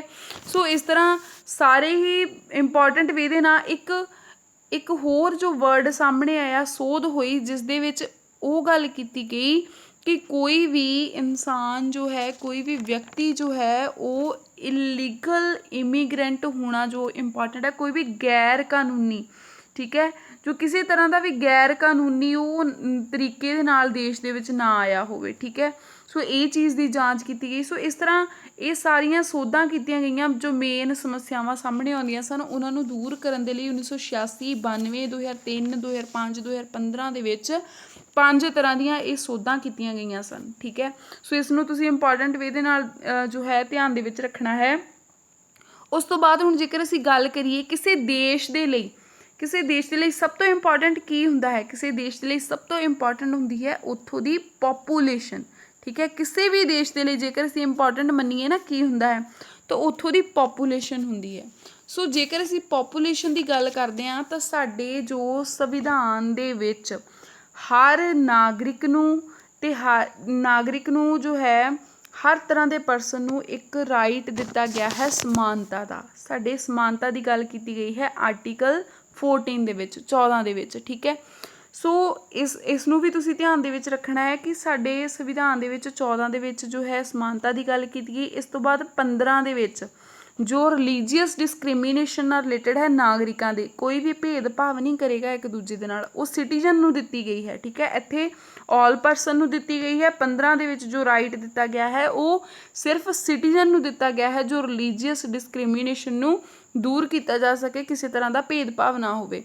ਹੁਣ ਇੱਕ ਆਰਟੀਕਲ ਹੈ 29 ਜਿਸ ਦੇ ਵਿੱਚ ਜੋ ਹੈ ਗੱਲ ਕੀਤੀ ਗਈ ਹੈ ਮਿਨੋਰਿਟੀਜ਼ ਦੀ। ਇਸ ਦੇ ਵਿੱਚ ਸਪੈਸ਼ਲ ਰਾਈਟਸ ਦਿੱਤੇ ਗਏ ਹਨ ਮਿਨੋਰਿਟੀਜ਼ ਨੂੰ। ਠੀਕ ਹੈ, ਸੋ ਇਸ ਤਰ੍ਹਾਂ ਮੇਨ ਜੋ ਪਾਵਰ ਹੈ ਨਾ ਉਹ ਲੋਕਾਂ ਦੇ ਕੋਲ ਹੈ, ਸਾਡੇ ਪੋਪੂਲੇਸ਼ਨ ਦੇ ਕੋਲ ਹੈ। ਠੀਕ ਹੈ, ਸੋ ਆਪਾਂ ਜੋ ਹੈ ਰਾਈਟ ਲੈਂਦੇ ਹਾਂ ਸੰਵਿਧਾਨ ਦੇ ਵਿੱਚ ਆਪਣੇ, ਦੇਖਦੇ ਹਾਂ ਇੱਕ 14 ਦੇ ਅਧੀਨ ਆਲ ਪਰਸਨ ਨੂੰ ਮਿਲਿਆ ਹੈ, 15 ਦੇ ਅਧੀਨ ਸਿਟੀਜ਼ਨ ਨੂੰ ਮਿਲਿਆ ਹੈ ਰਿਲੀਜੀਅਸ ਡਿਸਕ੍ਰਿਮੀਨੇਸ਼ਨ ਨਾਲ ਰਿਲੇਟਡ, ਅਤੇ ਜੋ 29 ਹੈ 29 ਹੈ ਇਸ ਦੇ ਵਿੱਚ ਮਿਨੋਰਿਟੀਜ਼ ਨੂੰ ਸਪੈਸੀਫਿਕ ਰਾਈਟਸ ਮਿਲੇ ਹਨ। ਸੋ ਇਸ ਤਰ੍ਹਾਂ ਇਸ ਨੂੰ ਤੁਸੀਂ ਧਿਆਨ ਦੇ ਵਿੱਚ ਰੱਖਣਾ ਹੈ, ਕੋਈ ਵੀ ਆਰਟੀਕਲ ਨਾਲ ਰਿਲੇਟਡ ਤੁਹਾਨੂੰ ਪੁੱਛ ਲਿਆ ਜਾ ਸਕਦਾ ਹੈ। ਹੁਣ ਨੈਕਸਟ ਆਪਾਂ ਕਰਦੇ ਹਾਂ ਮੇਨ ਇੰਪੋਰਟੈਂਟ ਨਾਗਰਿਕਤਾ ਦੇ ਕੰਸੈਪਟ ਨੂੰ ਸਮਝਣ ਦੇ ਲਈ ਸਭ ਤੋਂ ਪਹਿਲਾਂ ਸਾਨੂੰ ਇਹ ਜਾਣਨਾ ਜ਼ਰੂਰੀ ਹੈ ਕਿ ਸਾਡਾ ਇੰਡੀਆ ਪਹਿਲਾਂ ਬਣਿਆ ਕਿਵੇਂ, ਕਿ ਆਪਾਂ ਇੰਡੀਆ ਦੇ ਜਿਵੇਂ ਨਾਗਰਿਕ ਹਾਂ ਕਿ ਪਹਿਲਾਂ ਇਹ ਇੰਡੀਆ ਹੀ ਸੀ? ਨਹੀਂ, ਸਭ ਤੋਂ ਪਹਿਲਾਂ ਅਸੀਂ ਦੇਖਦੇ ਹਾਂ ਕਿ ਸਾਡੀ ਜੋ ਬ੍ਰਿਟਿਸ਼ ਇੰਡੀਆ ਸੀ ਇਸ ਦੀ ਪਾਰਟੀਸ਼ਨ ਹੋਈ ਸੀ। ਬ੍ਰਿਟਿਸ਼ ਇੰਡੀਆ ਤੋਂ 2 ਦੇਸ਼ ਨਿਕਲੇ ਸਨ। ਠੀਕ ਹੈ, ਇੱਕ ਪਾਕਿਸਤਾਨ ਨਿਕਲਿਆ ਸੀ ਅਤੇ ਇੱਕ ਇੰਡੀਆ ਨਿਕਲਿਆ ਸੀ। ਠੀਕ ਹੈ, ਇਹ ਕਿਤੋਂ ਨਿਕਲੇ ਹਨ? ਬ੍ਰਿਟਿਸ਼ ਇੰਡੀਆ ਤੋਂ। ਠੀਕ ਹੈ, ਸੋ ਜਦੋਂ ਸਾਡੇ ਸੰਵਿਧਾਨ ਦਾ ਜੋ ਹੈ ਬਣਾਇਆ ਗਿਆ, ਇਸ ਨੂੰ ਇੰਪੋਰਟੈਂਟ ਹੋਇਆ ਕਿ ਜੋ ਟੈਰੀਟਰੀ ਕਿਹੜੀਆਂ ਹਨ, ਸਿਟੀਜ਼ਨਸ਼ਿਪ ਕੌਣ ਲਏਗਾ, ਸੋ ਇਸ ਤਰ੍ਹਾਂ ਦੇ ਕੰਸੈਪਟ ਸਾਹਮਣੇ ਆਏ। ਸੋ ਅੱਜ ਅਸੀਂ ਨਾਗਰਿਕਤਾ ਨੂੰ ਮੇਨ ਇੰਪੋਰਟੈਂਟ ਜੋ ਕਰਾਂਗੇ, ਇਸ ਦੇ ਆਰਟੀਕਲ ਜੋ ਭਾਗ ਅਸੀਂ ਕਰ ਚੁੱਕੇ ਹਾਂ ਨਾਗਰਿਕਤਾ, ਇਹ ਕਿਹੜੇ ਭਾਗ ਦੇ ਵਿੱਚ ਹੈ ਤਾਂ 2 ਵਿੱਚ ਹੈ। ਠੀਕ ਹੈ, ਹੁਣ ਅਸੀਂ 5 ਆਰਟੀਕਲ ਜੋ ਹੈ ਮੇਨ 5 ਤੋਂ 11 ਤੱਕ ਹੈ ਆਰਟੀਕਲ ਨੂੰ ਜੋ ਹੈ ਸੀਰੀ ਵਾਈਜ਼ ਕਵਰ ਕਰਦੇ ਜਾਵਾਂਗੇ। ਜੋ ਆਰਟੀਕਲ 5 ਹੈ ਉਹ ਕੀ ਕਹਿੰਦਾ ਹੈ, ਇਸ ਦੇ ਵਿੱਚ 3 ਜੋ ਹਨ ਕੰਡੀਸ਼ਨ ਹਨ, 3 ਸ਼ਰਤਾਂ ਲਗਾਈਆਂ ਗਈਆਂ ਹਨ। ਆਰਟੀਕਲ 5 ਦੇ ਵਿੱਚ ਪੱਕੀ ਨਾਗਰਿਕਤਾ ਦੀ ਗੱਲ ਕੀਤੀ ਗਈ ਹੈ। ਇੱਕ ਪੱਕੀ ਨਾਗਰਿਕਤਾ ਕਦੋਂ ਹੁੰਦੀ ਹੈ? ਜਦੋਂ ਕਿ ਜੋ ਨਾਗਰਿਕ ਹੈ, ਜੋ ਵਿਅਕਤੀ ਹੈ, ਉਹ ਭਾਰਤ ਦੇ ਵਿੱਚ ਉਸਦਾ ਜਨਮ ਹੋਇਆ ਹੋਵੇ। ਠੀਕ ਹੈ, 3 ਸ਼ਰਤਾਂ ਪੂਰੀਆਂ ਕਰਦਾ ਹੋਵੇ। ਪਹਿਲੀ ਸ਼ਰਤ ਹੈ ਕਿ ਉਸਦਾ ਜਨਮ ਹੋਇਆ ਹੋਵੇ, ਜੇਕਰ ਉਹ ਭਾਰਤ ਦੀ ਨਾਗਰਿਕਤਾ ਲੈਣਾ ਚਾਹੁੰਦਾ ਤਾਂ ਭਾਰਤ ਵਿੱਚ ਉਸਦਾ ਜਨਮ ਹੋਇਆ ਹੋਵੇ। ਦੂਜਾ, ਮਾਤਾ ਪਿਤਾ ਵਿੱਚੋਂ ਇੱਕ ਦਾ ਜਨਮ ਭਾਰਤ ਦੇ ਵਿੱਚ ਹੋਇਆ ਹੋਵੇ। ਠੀਕ ਹੈ, ਸੋ ਸੰਵਿਧਾਨ ਲਾਗੂ ਹੋਣ ਤੋਂ 5 ਸਾਲ ਪਹਿਲਾਂ ਉਹ ਭਾਰਤ ਦੇ ਵਿੱਚ ਰਹਿੰਦਾ ਵੀ ਹੋਵੇ। ਠੀਕ ਹੈ, ਸੰਵਿਧਾਨ ਜਦੋਂ ਲਾਗੂ ਹੋਇਆ ਉਸ ਤੋਂ 5 ਸਾਲ ਪਹਿਲਾਂ ਉਹ ਭਾਰਤ ਦੇ ਵਿੱਚ ਰਿਹਾ ਹੋਵੇ, ਰਹਿੰਦਾ ਹੋਵੇ। ਇਹ 3 ਸ਼ਰਤਾਂ ਜਦੋਂ ਕੋਈ ਪੂਰੀਆਂ ਕਰਦਾ ਹੈ ਤਾਂ ਉਹ ਆਰਟੀਕਲ 5 ਦੇ ਜੋ ਹੈ ਅਕੋਰਡਿੰਗਲੀ ਇੱਕ ਪੱਕਾ ਵਸਨੀਕ, ਪੱਕੀ ਨਾਗਰਿਕਤਾ ਪ੍ਰਾਪਤ ਕਰ ਸਕਦਾ ਹੈ। ਨੈਕਸਟ ਅਸੀਂ ਇਸ ਨੂੰ ਹੋਰ ਵੀ ਇੰਪੋਰਟੈਂਟ ਵੇ ਦੇ ਨਾਲ ਰਿਵਾਈਜ਼ ਕਰ ਸਕਦੇ ਹਾਂ। ਸੰਵਿਧਾਨ ਦੇ ਸ਼ੁਰੂ ਦੇ ਵਿੱਚ ਸਥਾਈ ਜੋ ਨਾਗਰਿਕਤਾ ਹੈ, ਇਸ ਦਾ ਸਥਾਈ ਨਿਵਾਸ ਹੋਣਾ ਇੰਪੋਰਟੈਂਟ ਹੈ। ਸਥਾਈ ਨਿਵਾਸ ਦੇ ਵਿੱਚ ਜਿੱਥੋਂ ਦੀ ਨਾਗਰਿਕਤਾ ਚਾਹੀਦੀ ਹੈ ਉਸ ਖੇਤਰ ਵਿੱਚ ਜਨਮ ਹੋਣਾ ਜ਼ਰੂਰੀ ਹੈ। ਮਾਤਾ ਪਿਤਾ ਵਿੱਚੋਂ ਕੋਈ ਜਿਵੇਂ ਉਸ ਰਾਜ ਖੇਤਰ ਦੇ ਵਿੱਚ ਜਨਮਿਆ ਹੋਣਾ ਚਾਹੀਦਾ ਹੈ, ਅਤੇ ਸੰਵਿਧਾਨ ਲਾਗੂ ਹੋਣ ਤੋਂ 5 ਸਾਲ ਪਹਿਲਾਂ ਉਹ ਉੱਥੇ ਰਹਿ ਰਹੇ ਹੋਣ, ਜਿਵੇਂ ਭਾਰਤ ਦੇ ਰਾਜ ਖੇਤਰ ਦੇ ਵਿੱਚ ਰਹਿ ਰਹੇ ਹੋਣ, ਤਾਂ ਉਹ ਭਾਰਤ ਦੀ ਨਾਗਰਿਕਤਾ ਪ੍ਰਾਪਤ ਕਰ ਸਕਦੇ ਹਨ। ਸੋ ਇਹ ਆਰਟੀਕਲ 5 ਕਹਿੰਦਾ ਹੈ। ਨੈਕਸਟ ਅਸੀਂ ਕਰਦੇ ਹਾਂ ਆਰਟੀਕਲ 6। ਆਰਟੀਕਲ 6 ਕੀ ਕਹਿੰਦਾ ਹੈ? ਜੋ ਆਰਟੀਕਲ 6 ਹੈ ਉਸ ਦੇ ਵਿੱਚ ਇਹ ਹੈ ਜੋ ਕਿ ਪਾਕਿਸਤਾਨ ਤੋਂ ਇੰਡੀਆ ਆਏ ਲੋਕ, ਠੀਕ ਹੈ, ਜੋ ਪਾਕਿਸਤਾਨ ਤੋਂ ਇੰਡੀਆ ਨੂੰ ਆਏ ਸੀ ਨਾ, ਉਹਨਾਂ ਦੀ ਗੱਲ ਇਸ 6ਵੇਂ ਆਰਟੀਕਲ ਦੇ ਵਿੱਚ ਕੀਤੀ ਗਈ ਹੈ। ਉਹਨਾਂ ਦੇ ਮਾਤਾ ਪਿਤਾ, ਉਹਨਾਂ ਦੇ ਜੋ ਪੂਰਵਜ ਕੋਈ ਵੀ ਵੰਡ ਤੋਂ ਪਹਿਲਾਂ ਭਾਰਤ ਦੇ ਵਿੱਚ ਜਨਮੇ ਸਨ, ਉਹ ਇਹਨਾਂ ਵਿੱਚੋਂ ਕੋਈ ਵੀ ਸ਼ਰਤ ਜੋ ਹੈ ਪੂਰੀ ਕਰਦਾ ਹੋਣਾ ਚਾਹੀਦਾ ਹੈ। ਇਹ ਸਮਾਂ ਪੁੱਛ ਲਿਆ ਜਾਂਦਾ ਹੈ ਐਗਜ਼ਾਮ ਦੇ ਪੁਆਇੰਟ ਆਫ ਵਿਊ ਦੇ ਨਾਲ। ਸੋ ਉਸਨੇ ਜੋ ਕੀ ਕੀਤਾ ਹੋਵੇ 19 ਜੁਲਾਈ 1948 ਤੋਂ ਪਹਿਲਾਂ ਜਾਂ ਤਾਂ ਭਾਰਤ ਛੱਡ ਦਿੱਤਾ ਹੋਵੇ, ਜਿਹਨੇ ਕਿ ਅਣਵੰਡਿਆ ਜੋ ਸੀ ਨਾ ਵੰਡ ਤੋਂ ਪਹਿਲਾਂ ਵਾਲੇ ਭਾਰਤ ਦੇ ਵਿੱਚ ਜੋ ਹੈ ਕਿਸੇ ਵੀ ਪੂਰਵਜ ਨੇ ਜੇ ਜਨਮ ਲਿਆ ਹੈ ਤਾਂ ਉਸਨੇ 19 ਜੁਲਾਈ 1948 ਤੋਂ ਪਹਿਲਾਂ ਭਾਰਤ ਛੱਡ ਦਿੱਤਾ ਹੋਵੇ, ਭਾਵ ਉਹ ਪਾਕਿਸਤਾਨ ਚਲ ਗਿਆ ਹੋਵੇ। ਠੀਕ ਹੈ। ਸੋ ਨੈਕਸਟ ਕੀ ਹੈ, ਜੇਕਰ ਉਹ 19 ਜੁਲਾਈ 1948 ਨੂੰ ਜਾਂ ਇਸ ਤੋਂ ਬਾਅਦ ਭਾਰਤ ਛੱਡਦਾ ਹੈ ਤਾਂ ਨਾਗਰਿਕਤਾ ਜੇਕਰ ਉਸਨੇ ਦੁਬਾਰਾ ਭਾਰਤ ਦੀ ਪ੍ਰਾਪਤ ਕਰਨੀ ਹੈ ਨਾ ਤਾਂ ਉਸਨੂੰ 6 ਮਹੀਨੇ ਲਗਾਤਾਰ ਭਾਰਤ ਦੇ ਵਿੱਚ ਰਹਿਣਾ ਪਵੇਗਾ। ਠੀਕ ਹੈ। ਸੋ ਇਹ ਮੇਨ ਇੰਪੋਰਟੈਂਟ ਜੋ ਹੈ, ਇਹ ਮੇਨ ਇੰਪੋਰਟੈਂਟ ਕੰਡੀਸ਼ਨ ਹੈ ਜੋ ਕਿ ਆਰਟੀਕਲ 6 ਦੇ ਵਿੱਚ ਲਾਗੂ ਕੀਤੀਆਂ ਗਈਆਂ ਹਨ। ਜਿਹਨੇ ਪਾਕਿਸਤਾਨ ਤੋਂ ਇੰਡੀਆ ਜਾਣਾ ਹੈ, ਠੀਕ ਹੈ, ਪਾਕਿਸਤਾਨ ਵਿੱਚ ਰਹਿ ਰਿਹਾ ਹੈ ਅਤੇ ਇੰਡੀਆ ਦੀ ਸਿਟੀਜ਼ਨਸ਼ਿਪ ਹੋਣਾ ਚਾਹੁੰਦਾ ਹੈ, ਜਾਂ ਤਾਂ ਉਸਨੇ ਭਾਰਤ ਜੋ ਹੈ ਪਹਿਲਾਂ ਹੀ ਛੱਡ ਦਿੱਤਾ ਹੋਵੇ। ਠੀਕ ਹੈ। ਉਸਨੇ 19 ਜੁਲਾਈ 1948 ਤੋਂ ਪਹਿਲਾਂ ਹੀ ਭਾਰਤ ਛੱਡ ਦਿੱਤਾ ਹੋਵੇ, ਜਾਂ ਫਿਰ ਉਸਨੇ ਕੀ ਕੀਤਾ ਹੋਵੇ 19 ਜੁਲਾਈ 1948 ਨੂੰ ਜਾਂ ਇਸ ਤੋਂ ਬਾਅਦ ਭਾਰਤ ਨੂੰ ਛੱਡ ਕੇ ਉਸਦੀ ਨਾਗਰਿਕਤਾ ਪ੍ਰਾਪਤ ਕਰਨ ਲਈ 6 ਮਹੀਨੇ ਫਿਰ ਜੋ ਭਾਰਤ ਵਿੱਚ ਰਵੇ। ਠੀਕ ਹੈ। 6 ਮਹੀਨੇ ਸਟੇ ਕਰੇ, ਜਾਂ ਫਿਰ ਉਹ ਪਹਿਲਾਂ ਹੀ ਭਾਰਤ ਜੋ ਹੈ ਛੱਡਿਆ ਹੋਵੇ ਉਸਨੇ, ਬਾਅਦ ਵਿੱਚ ਉਸਦਾ ਕੋਈ ਵੀ ਇਸ ਦੇ ਵਿੱਚ ਰੋਲ ਨਾ ਹੋਵੇ। ਠੀਕ ਹੈ। ਸੋ ਇਹ ਇਸ ਦੀ ਵਿਵਸਥਾ ਆਰਟੀਕਲ 6 ਦੇ ਵਿੱਚ ਕੀਤੀ ਗਈ ਹੈ। ਸੋ ਇਸ ਨੂੰ ਤੁਸੀਂ ਧਿਆਨ ਦੇ ਵਿੱਚ ਰੱਖਣਾ ਹੈ। ਇਹ ਮੇਨ ਹੈ ਇਸ ਦੇ ਵਿੱਚ ਪਾਕਿਸਤਾਨ ਤੋਂ ਭਾਰਤ ਵੱਲ ਨੂੰ। ਜਦੋਂ ਇੱਕ ਇੰਪੋਰਟੈਂਟ ਵੀ ਨਾ ਤੁਸੀਂ ਸਮਝ ਸਕਦੇ ਹੋ, ਜਦੋਂ ਦੇਸ਼ ਦਾ ਬਟਵਾਰਾ ਹੋਇਆ ਨਾ ਤਾਂ ਪਾਕਿਸਤਾਨ ਤੋਂ ਅਦਲਾ ਬਦਲੀ ਕਰਕੇ ਲੋਕ ਮਾਈਗ੍ਰੇਟ ਹੋਏ, ਇੱਧਰ ਨੂੰ ਇੱਧਰ ਆਏ। ਠੀਕ ਹੈ। ਸੋ 2 ਕੰਡੀਸ਼ਨ ਇਸ ਦੇ ਵਿੱਚ ਤੁਹਾਨੂੰ ਸਮਝਾਈਆਂ ਹਨ, ਇੱਕ 19 ਜੁਲਾਈ ਤੋਂ ਪਹਿਲਾਂ, ਇੱਕ 19 ਜੁਲਾਈ ਤੋਂ ਬਾਅਦ। ਠੀਕ ਹੈ। ਜੇਕਰ ਪਹਿਲਾਂ ਦੀ ਗੱਲ ਕੀਤੀ ਜਾਵੇ ਤਾਂ ਉਹ ਜੋ ਹੈ ਉੱਥੋਂ ਛੱਡ ਚੁੱਕਾ ਹੋਵੇ ਸਥਾਨ, ਠੀਕ ਹੈ, ਤਾਂ ਕਰਕੇ ਉਸਨੂੰ ਮਿਲ ਸਕਦੀ ਹੈ, ਜਾਂ 19 ਜੁਲਾਈ ਤੋਂ ਬਾਅਦ ਦੀ ਗੱਲ ਕਰੀਏ ਤਾਂ 6 ਮਹੀਨੇ ਉਸਨੂੰ ਸਟੇ ਕਰਨਾ ਪਏਗਾ। ਠੀਕ ਹੈ।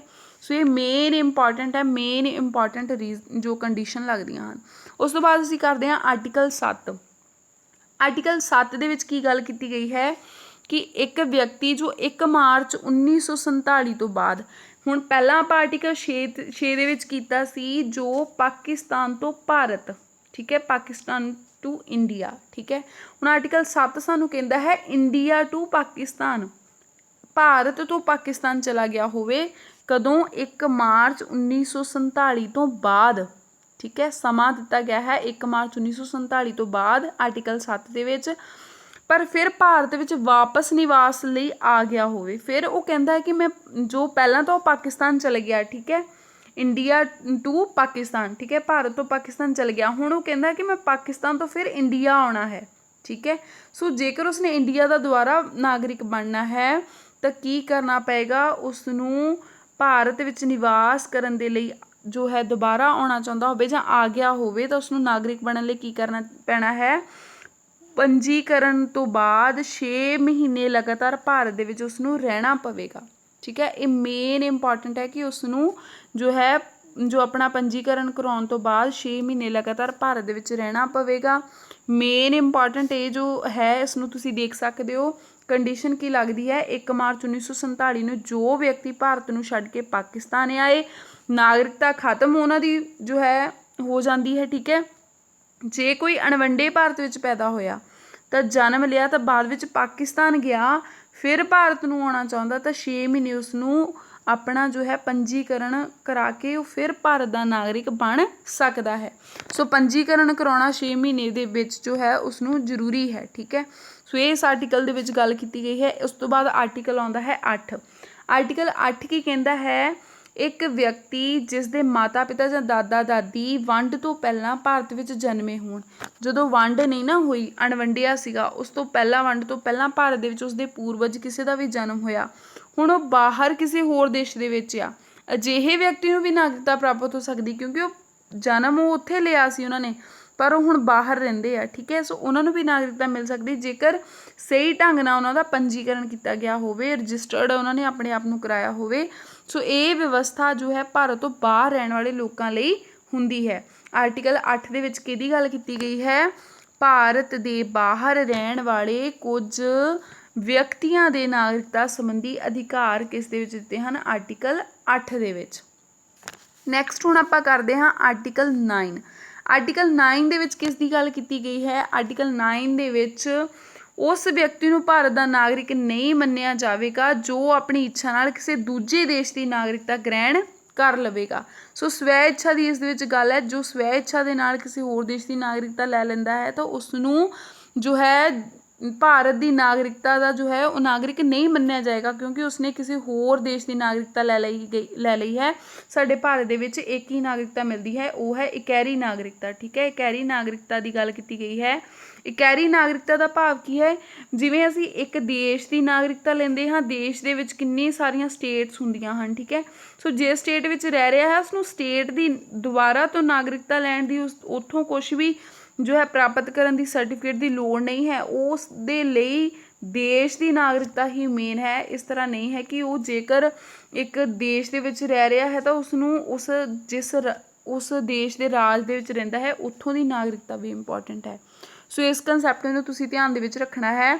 ਆਰਟੀਕਲ 9 ਦੇ ਵਿੱਚ ਹੈ ਕਿ ਭਾਰਤ ਦਾ ਕੋਈ ਵੀ ਨਾਗਰਿਕ ਜੇਕਰ ਦੂਸਰੇ ਦੇਸ਼ ਦੀ ਨਾਗਰਿਕਤਾ ਗ੍ਰਹਿਣ ਕਰਦਾ ਹੈ ਤਾਂ ਉਸਦੀ ਜੋ ਆਪਣੀ ਨਾਗਰਿਕਤਾ ਹੈ ਉਹ ਖਤਮ ਹੋ ਜਾਂਦੀ ਹੈ, ਭਾਰਤੀ ਨਾਗਰਿਕਤਾ। ਠੀਕ ਹੈ, ਨੈਕਸਟ ਆਰਟੀਕਲ 10 ਆਉਂਦਾ ਹੈ 10 ਆਰਟੀਕਲ 9 ਤੋਂ ਬਾਅਦ ਹਰੇਕ ਭਾਰਤ ਦਾ ਨਾਗਰਿਕ, ਹਰੇਕ ਵਿਅਕਤੀ ਭਾਰਤ ਦਾ ਨਾਗਰਿਕ ਹੋਵੇਗਾ ਤੇ ਜਦੋਂ ਸੰਸਦ ਇਸ ਸੰਬੰਧੀ ਕੋਈ ਵੀ ਕਾਨੂੰਨ ਦਾ ਨਿਰਮਾਣ ਕਰੇ। ਇਸ ਨੂੰ ਸਮਝਣ ਦੀ ਲੋੜ ਹੈ, ਇਹ ਨਾਗਰਿਕਤਾ ਦੇ ਅਧਿਕਾਰਾਂ ਦਾ ਕਾਇਮ ਰਹਿਣ ਦੇ ਲਈ, ਉਹਨਾਂ ਦਾ ਬਣਿਆ ਰਹਿਣ ਦੇ ਲਈ ਆਰਟੀਕਲ ਦੀ ਇਸ ਦੇ ਵਿੱਚ ਗੱਲ ਕੀਤੀ ਗਈ ਹੈ। ਇਸ ਜੋ 10ਵੇਂ ਆਰਟੀਕਲ ਦੇ ਵਿੱਚ ਕਿ ਨਾਗਰਿਕਤਾ ਦਾ ਜੋ ਅਧਿਕਾਰ ਹੈ ਨਾ ਇਹ ਬਣਿਆ ਰਵੇ। ਸੰਸਦ ਦੁਆਰਾ ਬਣਾਏ ਗਏ ਕਾਨੂੰਨਾਂ ਨੂੰ ਜੋ ਵੀ ਵਿਅਕਤੀ ਜੋ ਹੈ ਸ਼ਰਤਾਂ ਦੇ ਨਾਲ ਅਨੁਸਾਰ ਉਸ ਦੀ ਪਾਲਣਾ ਕਰਦਾ ਹੈ, ਹਰ ਕੋਈ। ਠੀਕ ਹੈ, ਸੋ ਉਸ ਵਿਅਕਤੀ ਨੂੰ ਨਾਗਰਿਕਤਾ ਦੇ ਅਧਿਕਾਰਾਂ ਤੋਂ ਵੰਚਿਤ ਨਹੀਂ ਕੀਤਾ ਜਾ ਸਕਦਾ। ਇਸ ਦੇ ਵਿੱਚ ਸੰਸਦ ਦਾ ਮੇਨ ਕਾਨੂੰਨ ਉਸ ਦੀਆਂ ਸ਼ਰਤਾਂ ਦੀ ਜੋ ਪਾਲਣਾ ਕਰ ਲਏਗਾ ਉਹ ਨਾਗਰਿਕਤਾ ਦੇ ਅਧਿਕਾਰਾਂ ਤੋਂ ਵਾਂਝਾ ਨਹੀਂ ਹੋ ਸਕਦਾ, ਵੰਚਿਤ ਨਹੀਂ ਹੋ ਸਕਦਾ। ਸੋ ਆਰਟੀਕਲ ਨੈਕਸਟ ਹੈ 11 ਆਰਟੀਕਲ ਦੇ ਵਿੱਚ ਕੀ ਗੱਲ ਕੀਤੀ ਗਈ ਹੈ ਕਿ ਨਾਗਰਿਕਤਾ ਸੰਬੰਧੀ ਕੋਈ ਵੀ ਵਿਧੀ ਕਾਨੂੰਨ ਬਣਾਉਣ ਦਾ ਅਧਿਕਾਰ ਕਿਸ ਦੇ ਕੋਲ ਹੈ? ਸੰਸਦ ਦੇ ਵਿੱਚ ਹੈ। ਵੈਰੀ ਇੰਪੋਰਟੈਂਟ ਆਰਟੀਕਲ ਹੈ, ਐਗਜ਼ਾਮ ਪੁਆਇੰਟ ਆਫ ਵਿਊ ਦੇ ਨਾਲ ਪੁੱਛ ਲਿਆ ਜਾਂਦਾ ਹੈ ਕਿ ਨਾਗਰਿਕਤਾ ਸੰਬੰਧੀ ਕਾਨੂੰਨ ਬਣਾਉਣ ਦੀ ਸ਼ਕਤੀ ਕਿਸ ਕੋਲ ਹੈ? ਸੰਸਦ ਕੋਲ ਹੈ। ਤਾਂ ਉਸਦਾ ਆਰਟੀਕਲ ਕਿੰਨਾ ਹੈ? ਤਾਂ ਆਰਟੀਕਲ 11 ਆਰਟੀਕਲ ਦੇ ਵਿੱਚ ਸੰਸਦ ਨੂੰ ਇਹ ਸ਼ਕਤੀ ਪ੍ਰਾਪਤ ਹੈ ਕਿ ਉਹ ਨਾਗਰਿਕਤਾ ਸੰਬੰਧੀ ਕੋਈ ਵੀ ਵਿਧੀ ਕਾਨੂੰਨ ਬਣਾ ਸਕਦੀ ਹੈ। ਠੀਕ ਹੈ, ਸੋ ਇਸ ਨੂੰ ਤੁਸੀਂ ਯਾਦ ਰੱਖਣਾ ਹੈ। ਇਸ ਦੇ ਨਾਲ ਹੀ ਸੰਸਦ ਦੁਆਰਾ ਫਿਰ ਭਾਰਤੀ ਨਾਗਰਿਕਤਾ ਅਧਿਨਿਯਮ ਬਣਾਇਆ ਗਿਆ 1955 ਦੇ ਵਿੱਚ, ਜਿਸ ਦਾ ਨਿਰਮਾਣ ਕੀਤਾ ਗਿਆ। ਸੋ ਅਸੀਂ 5 ਤੋਂ 11 ਜੋ ਆਰਟੀਕਲ ਹਨ ਉਹਨਾਂ ਨੂੰ ਡਿਫਾਈਨ ਕਰ ਚੁੱਕੇ ਹਾਂ, ਉਹਨਾਂ ਨੂੰ ਸਮਝ ਚੁੱਕੇ ਹਾਂ। ਤੁਸੀਂ ਇੱਕ ਇੰਪੋਰਟੈਂਟ ਵੇ ਦੇ ਨਾਲ ਵੀਡੀਓ ਨੂੰ ਇਸ ਤਰ੍ਹਾਂ ਦੇਖ ਕੇ ਇੱਕ ਦੋ ਵਾਰੀ ਤੁਸੀਂ ਇਹ ਸਾਰੇ ਆਰਟੀਕਲ ਦੇ ਵਿੱਚ ਕੀ ਵਿਵਸਥਾ ਕੀਤੀ ਗਈ ਹੈ, ਕਿਸ ਦੀ ਗੱਲ ਕੀਤੀ ਗਈ ਹੈ, ਤੁਸੀਂ ਇਸ ਨੂੰ ਸਮਝਣਾ ਹੈ। ਠੀਕ ਹੈ, ਸੋ ਹੁਣ ਜੇਕਰ ਅਸੀਂ ਗੱਲ ਕਰੀਏ ਨਾਗਰਿਕਤਾ ਐਕਟ 1955 ਦੀ, ਤਾਂ ਇਸ ਦਾ ਮੇਨ ਇੰਪੋਰਟੈਂਟ ਇਸ ਦੇ ਵਿੱਚੋਂ ਕੁਐਸਚਨ ਪੁੱਛ ਲਿਆ ਜਾਂਦਾ ਹੈ ਕਿ ਇਸ ਦੇ ਵਿੱਚ ਕਿੰਨੀ ਵਾਰੀ ਜੋ ਹਨ 2015 ਤੱਕ ਕਿੰਨੀ ਵਾਰੀ ਸੋਧਾਂ ਹੋਈਆਂ? ਤਾਂ 5 ਵਾਰ ਇਸ ਦੇ ਵਿੱਚ ਸੋਧਾਂ ਹੋਈਆਂ 2015 ਤੱਕ। ਠੀਕ ਹੈ, ਸੋ ਇਹ ਐਕਟ ਸੰਵਿਧਾਨ ਲਾਗੂ ਹੋਣ ਤੋਂ ਬਾਅਦ ਪਾਸ ਕੀਤਾ ਗਿਆ ਸੀ, ਕਿਉਂਕਿ ਸੰਵਿਧਾਨ ਦੇ ਵਿੱਚ ਜੋ ਆਰਟੀਕਲ 5 ਤੋਂ 11 ਸਨ ਇਸ ਦੇ ਵਿੱਚ ਸੰਵਿਧਾਨ ਦੀ ਕੋਈ ਵੀ ਪਰਿਭਾਸ਼ਾ ਨਹੀਂ ਦਿੱਤੀ ਗਈ। ਸੋ ਇਸ ਨਾਗਰਿਕਤਾ ਦੇ ਕੰਸੈਪਟ ਨੂੰ ਹੋਰ ਇਸ ਦੇ ਵਿੱਚ ਸ਼ਾਮਿਲ ਕਰਨ ਦੇ ਲਈ ਵਿਵਸਥਾ ਇਸ ਦੇ ਵਿੱਚ ਜੋ ਹਨ ਇੱਕ ਐਕਟ ਲਾਗੂ ਕੀਤਾ ਗਿਆ ਸੰਵਿਧਾਨ ਦੇ ਵਿੱਚ, ਜੋ ਹੈ ਐਕਟ ਬਣਾਇਆ ਗਿਆ ਸੰਵਿਧਾਨ ਲਾਗੂ ਹੋਣ ਤੋਂ ਬਾਅਦ ਇਸ ਨੂੰ ਪਾਸ ਕੀਤਾ ਗਿਆ 1955 ਦਾ ਐਕਟ। ਠੀਕ ਹੈ, ਭਾਰਤੀ ਨਾਗਰਿਕਤਾ ਅਧਿਨਿਯਮ ਐਕਟ ਇਸ ਨੂੰ ਕਹਿੰਦੇ ਆ। ਅਤੇ ਇਸ ਐਕਟ ਵਿੱਚ ਹੁਣ ਤੱਕ ਜੇਕਰ ਅਸੀਂ ਦੇਖੀਏ ਤਾਂ ਹੁਣ ਤੱਕ ਇਸ ਦੇ ਵਿੱਚ 7 ਵਾਰੀ ਸੋਧ ਹੋ ਚੁੱਕੀ ਹੈ। ਠੀਕ ਹੈ, 7 ਵਾਰੀ ਹੁਣ ਇਸ ਦੇ ਵਿੱਚ ਸੋਧ ਹੋ ਚੁੱਕੀ ਹੈ। 1955 ਦੇ ਵਿੱਚ ਜੋ ਐਕਟ ਬਣਿਆ, ਠੀਕ ਹੈ, 1982, 1992, 2003, 2005, 2015, 2019 ਇਹ ਸਮਾਂ ਹੈ ਜਿਸ ਦੇ ਵਿੱਚ ਸਮੇਂ-ਸਮੇਂ 'ਤੇ ਨਾਗਰਿਕਤਾ ਦੇ ਜੋ ਕੰਸੈਪਟ ਹੈ ਇਸ ਦੇ ਵਿੱਚ ਨਾਗਰਿਕਤਾ ਸੰਬੰਧੀ ਸੋਧਾਂ ਕੀਤੀਆਂ ਗਈਆਂ। ਜੇਕਰ ਅਸੀਂ ਭਾਰਤ ਦਾ ਪਹਿਲਾ ਨਾਗਰਿਕ ਦੇਖਿਆ ਜਾਵੇ ਕੌਣ ਹੁੰਦਾ, ਤਾਂ ਭਾਰਤ ਦਾ ਪਹਿਲਾ ਨਾਗਰਿਕ ਰਾਸ਼ਟਰਪਤੀ ਹੁੰਦਾ ਹੈ, ਰਾਜ ਦਾ ਪਹਿਲਾ ਨਾਗਰਿਕ ਰਾਜਪਾਲ ਹੁੰਦਾ ਹੈ। ਠੀਕ ਹੈ, ਸੋ ਇਸ ਸਾਰੇ ਕੰਸੈਪਟ ਨੂੰ ਤੁਸੀਂ ਧਿਆਨ ਦੇ ਵਿੱਚ ਰੱਖਣਾ ਹੈ। ਹੁਣ ਅਸੀਂ ਗੱਲ ਕਰਦੇ ਹਾਂ ਨਾਗਰਿਕਤਾ ਪ੍ਰਾਪਤ ਕਰਨ ਦੇ ਜੋ ਤਰੀਕੇ ਕੀ ਹਨ। ਜੋ ਨਾਗਰਿਕਤਾ ਪ੍ਰਾਪਤ ਕੀਤੀ ਜਾਂਦੀ ਹੈ, ਨਾਗਰਿਕਤਾ ਪ੍ਰਾਪਤ ਕਰਨ ਦੇ ਤਰੀਕੇ ਕੀ ਹਨ, ਬਹੁਤ ਹੀ ਇੰਪੋਰਟੈਂਟ ਵੇ ਦੇ ਨਾਲ ਅਸੀਂ ਦੇਖਣਾ ਹੈ। ਕਾਰਨ ਕੀ ਹਨ ਅਤੇ ਤਰੀਕੇ ਹਨ, ਅਸੀਂ ਇਹਨਾਂ ਨੂੰ ਧਿਆਨ ਦੇ ਵਿੱਚ ਰੱਖਣਾ ਹੈ। ਜੇਕਰ ਅਸੀਂ ਕਾਰਨ ਦੀ ਗੱਲ ਕਰੀਏ ਕਿ ਇਸ ਦੇ ਵਿੱਚ ਕਾਰਨ ਕੀ ਹਨ, ਤਾਂ ਮੇਨ ਇਸ ਦੇ ਵਿੱਚ ਜੋ ਪਹਿਲੇ 5 ਕਾਰਨ ਅਸੀਂ ਦੇਖਣੇ ਹਨ ਭਾਰਤੀ ਨਾਗਰਿਕਤਾ ਕਿਵੇਂ ਪ੍ਰਾਪਤ ਕੀਤੀ ਜਾ ਸਕਦੀ ਹੈ, ਤਾਂ ਪਹਿਲੇ 5 ਕੰਡੀਸ਼ਨਾਂ ਲੱਗਦੀਆਂ ਹਨ। ਠੀਕ ਹੈ, 5 ਕੰਡੀਸ਼ਨਾਂ ਕਿਹੜੀਆਂ ਲੱਗਦੀਆਂ ਹਨ ਪ੍ਰਾਪਤ ਕਰਨ ਦੇ ਕਾਰਨਾਂ ਦੇ ਵਿੱਚ? ਪਹਿਲਾਂ ਤਾਂ ਬਰਥ ਦੇ ਆਧਾਰ 'ਤੇ, ਜਨਮ ਦੇ ਆਧਾਰ 'ਤੇ। ਠੀਕ ਹੈ, ਫਿਰ ਵੰਸ਼ ਦੇ ਆਧਾਰ 'ਤੇ ਕੋਈ ਪੂਰਵਜ ਜਿਵੇਂ ਜਨਮ ਲਿਆ ਹੋਵੇ, ਠੀਕ ਹੈ, ਪੰਜੀਕਰਨ ਕੀਤਾ ਹੋਵੇ, ਜੋ ਸਮਾਂ ਦਿੱਤਾ ਗਿਆ ਉਸ ਦੇ ਅੰਡਰ ਰਜਿਸਟ੍ਰੇਸ਼ਨ ਕਰਵਾਈ ਹੋਵੇ, ਠੀਕ ਹੈ। ਵਿਲੇ ਦੇ ਆਧਾਰ 'ਤੇ ਉਹੀ ਰਜਿਸਟ੍ਰੇਸ਼ਨ ਮੀਨਸ ਕਿ ਆਪਣਾ ਕਿਸੇ ਵੀ ਕੋਈ ਵੀ ਇਲੀਗਲ ਤਰੀਕੇ ਦੇ ਨਾਲ ਨਾ ਉਹ ਨਾਗਰਿਕਤਾ ਜੋ ਹੈ ਹੋਈ ਹੋਵੇ, ਤਾਂ ਉਹ ਕੋਈ ਵੀ ਕੰਮ ਨਾ ਐਵੇਂ ਦਾ ਕੀਤਾ ਹੋਵੇ, ਠੀਕ ਹੈ, ਤਾਂ ਉਹ ਨਾਗਰਿਕਤਾ ਲੈ ਸਕਦਾ ਹੈ, ਠੀਕ ਹੈ। ਪ੍ਰਾਕ੍ਰਿਤਿਕ ਨੈਚੁਰਲਾਈਜੇਸ਼ਨ ਦੇ ਆਧਾਰ 'ਤੇ ਵੀ ਜੋ ਮਿਲ ਸਕਦੀ ਹੈ, ਜਿਵੇਂ ਭਾਸ਼ਾ ਵਿੱਚੋਂ ਕੋਈ ਵੀ ਇੱਕ ਭਾਸ਼ਾ ਦਾ ਗਿਆਨ ਹੋਣਾ, ਕੋਈ ਦੇਸ਼ੀ ਜਾਂ ਵਾਸੀ ਪ੍ਰਾਕ੍ਰਿਤਿਕ ਆਧਾਰ 'ਤੇ ਨਾਗਰਿਕਤਾ ਲੈਣਾ ਚਾਹੁੰਦਾ ਹੈ ਤਾਂ ਉਹ ਵੀ ਨਾਗਰਿਕਤਾ ਲੈ ਸਕਦਾ ਹੈ, ਪਰ ਇਹ ਕੰਡੀਸ਼ਨ ਹੈ ਕਿ ਉਹ ਸ਼ਰਤਾਂ ਪੂਰੀਆਂ ਕਰਦਾ ਹੋਵੇ, ਉਸਨੂੰ ਲੈਂਗੁਏਜ ਐਟਲੀਸਟ ਉਸ ਦੀ ਸਮਝ ਹੋਵੇ, ਠੀਕ ਹੈ, ਜਿੱਥੋਂ ਦੀ ਉਹ ਨਾਗਰਿਕਤਾ ਲੈਣੀ ਚਾਹੁੰਦਾ ਹੈ। ਸੋ ਇਹ ਸਾਰੇ ਮੇਨ ਇੰਪੋਰਟੈਂਟ ਸਨ ਤਰੀਕੇ ਕਾਰਨ ਜਿਸ ਦੇ ਰਾਹੀਂ ਜੋ ਹੈ ਜਿਸ ਦੇ ਕਰਕੇ ਨਾਗਰਿਕਤਾ ਲੋਕ ਲੈਣੀ ਚਾਹੁੰਦੇ ਹਨ, ਲੈ ਸਕਦੇ ਹਨ, ਠੀਕ ਹੈ। ਸੋ ਨਾਗਰਿਕਤਾ ਛੱਡਣ ਦੇ ਤਰੀਕੇ ਵੀ ਹੁੰਦੇ ਹਨ। ਨਾਗਰਿਕਤਾ ਛੱਡਣ ਦੇ ਤਰੀਕੇ ਕਿਹੜੇ ਹੁੰਦੇ ਹਨ? ਤਿੰਨ ਤਰੀਕੇ ਹਨ ਜਿਸ ਦੇ ਵਿੱਚ ਨਾਗਰਿਕਤਾ ਕੋਈ ਵੀ ਵਿਅਕਤੀ ਜੋ ਹੈ ਛੱਡ ਸਕਦਾ ਹੈ। ਪਹਿਲਾ ਤਾਂ ਹੁੰਦਾ ਹੈ ਕਿ ਉਹ ਜੇਕਰ ਕਿਸੇ ਹੋਰ ਦੇਸ਼ ਦੀ ਨਾਗਰਿਕਤਾ ਪ੍ਰਾਪਤ ਕਰ ਲਏ ਤਾਂ ਉਸ ਦੀ ਨਾਗਰਿਕਤਾ ਪਹਿਲੀ ਸਮਾਪਤ ਹੋ ਜਾਏਗੀ। ਦੂਸਰਾ ਹੁੰਦਾ ਹੈ ਕਿ ਸਰਕਾਰ ਦੁਆਰਾ ਵਿਅਕਤੀ ਨੂੰ ਨਾਗਰਿਕਤਾ ਨੂੰ ਰੱਦ ਕਰ ਦਿੱਤਾ ਜਾਂਦਾ ਹੈ। ਜਿਵੇਂ ਕਿਸੇ ਸਕੂਲ ਦੇ ਵਿੱਚ ਜੇਕਰ ਕੋਈ ਸਟੂਡੈਂਟ ਹੈ, ਕੋਈ ਬੱਚਾ ਹੈ, ਐਡਮਿਸ਼ਨ ਲੈਣਾ ਚਾਹੁੰਦਾ ਹੈ ਤਾਂ ਸਭ ਤੋਂ ਪਹਿਲਾਂ ਉਹ ਕੀ ਕਰੇਗਾ, ਪਹਿਲੇ ਸਕੂਲ ਵਿੱਚ ਜਿੱਥੇ ਉਹ ਪੜ੍ਹ ਰਿਹਾ ਹੈ ਉਸਨੂੰ ਛੱਡੇਗਾ, ਠੀਕ ਹੈ, ਤਾਂ ਉਸਦੀ ਜੋ ਹੈ ਟੱਚ ਪਹਿਲੇ ਸਕੂਲ ਨਾਲੋਂ ਟੁੱਟ ਜਾਏਗਾ। ਦੂਜਾ, ਜੇਕਰ ਉਸਨੂੰ ਉੱਥੋਂ ਦਾ ਮੇਨ ਹੈੱਡ ਪ੍ਰਿੰਸੀਪਲ ਉਸਨੂੰ ਉੱਥੋਂ ਕੱਢ ਦੇਵੇ ਤਾਂ ਉਸਦਾ ਸਕੂਲ ਤੋਂ ਟੱਚ ਟੁੱਟ ਜਾਏਗਾ, ਠੀਕ ਹੈ। ਸੋ ਤੀਜਾ ਹੁੰਦਾ ਹੈ ਕਿ ਉਹ ਆਪਣੀ ਮਰਜ਼ੀ ਦੇ ਨਾਲ ਉੱਥੇ ਜੋ ਹੈ ਆਪਣਾ ਜੋ ਹੈ ਰਿਜ਼ਾਈਨ ਪਾ ਦੇ ਕਿ ਮੈਂ ਹੁਣ ਇੱਥੇ ਨਹੀਂ ਪੜ੍ਹਨਾ ਚਾਹੁੰਦਾ, ਠੀਕ ਹੈ। ਸੋ ਇਸ ਤਰ੍ਹਾਂ ਉਸਦਾ ਟੱਚ ਟੁੱਟ ਜਾਏਗਾ। ਸੋ ਇਸੇ ਤਰ੍ਹਾਂ ਨਾਗਰਿਕਤਾ ਹੈ, ਪਹਿਲਾਂ ਤਾਂ ਉਹ ਜੋ ਹੈ ਵਿਅਕਤੀ ਦੇਸ਼ ਦੀ ਕਿਸੇ ਹੋਰ ਸਕੂਲ ਵਿੱਚ ਐਡਮਿਸ਼ਨ ਹੋਰ ਦੇਸ਼ ਦੀ ਨਾਗਰਿਕਤਾ ਲੈ ਲਏ, ਫਿਰ ਉਸ ਦੀ ਨਾਗਰਿਕਤਾ ਜੋ ਹੈ ਉੱਥੋਂ ਦੇ ਹੈੱਡ ਉੱਥੋਂ ਦੀ ਸਰਕਾਰ ਦੁਆਰਾ ਜੋ ਹੈ ਰੱਦ ਕਰ ਦਿੱਤੀ ਜਾਵੇ। ਤੀਸਰਾ, ਆਪਣੀ ਇੱਛਾ ਅਨੁਸਾਰ ਉਹ ਨਾਗਰਿਕਤਾ ਨੂੰ ਛੱਡ ਦੇਵੇ, ਕਿਸੇ ਵੀ ਦੇਸ਼ ਨੂੰ ਜੋ ਹੈ ਉਹ ਕਹਿ ਦੇਵੇ ਮੈਂ ਇੱਥੇ ਨਹੀਂ ਰਹਿਣਾ ਚਾਹੁੰਦਾ। ਸੋ ਇਹ ਤਿੰਨ ਤਰੀਕੇ ਹਨ ਜਦੋਂ ਨਾਗਰਿਕਤਾ ਨੂੰ ਛੱਡਿਆ ਜਾ ਸਕਦਾ ਹੈ, ਕਿਸੇ ਦੇਸ਼ ਦੀ ਨਾਗਰਿਕਤਾ ਛੱਡ ਹੋ ਸਕਦੀ ਹੈ। ਸੋ ਨੈਕਸਟ ਆਪਾਂ ਇੰਪੋਰਟੈਂਟ ਫੈਕਟ ਕਰਾਂਗੇ ਜੋ ਸਭ ਤੋਂ ਪਹਿਲਾਂ ਹੈ ਭਾਰਤ ਵਿੱਚ ਅਸੀਂ ਗੱਲ ਕੀਤੀ ਸੀ ਕਿਹੜੀ ਨਾਗਰਿਕਤਾ ਹੈ, ਤਾਂ ਇਕਹਿਰੀ ਨਾਗਰਿਕਤਾ ਹੈ, ਬ੍ਰਿਟੇਨ ਤੋਂ ਲਈ ਗਈ ਹੈ, ਪ੍ਰਾਪਤ ਕੀਤੀ ਹੈ ਇੰਗਲੈਂਡ ਤੋਂ। ਨੈਕਸਟ 2019 ਐਕਟ ਦੇ ਆਧਾਰ 'ਤੇ ਭਾਰਤ ਦੇ ਵਿੱਚ 5 ਸਾਲ ਲਗਾਤਾਰ ਰਹਿਣ 'ਤੇ ਨਾਗਰਿਕਤਾ ਮਿਲਦੀ ਹੈ, ਠੀਕ ਹੈ। ਮੇਨ ਇੰਪੋਰਟੈਂਟ ਫੈਕਟ ਤੁਸੀਂ ਯਾਦ ਰੱਖਣਾ ਹੈ, 5 ਸਾਲ ਰਹਿਣਾ ਜੋ ਹੈ ਇੰਪੋਰਟੈਂਟ ਹੈ।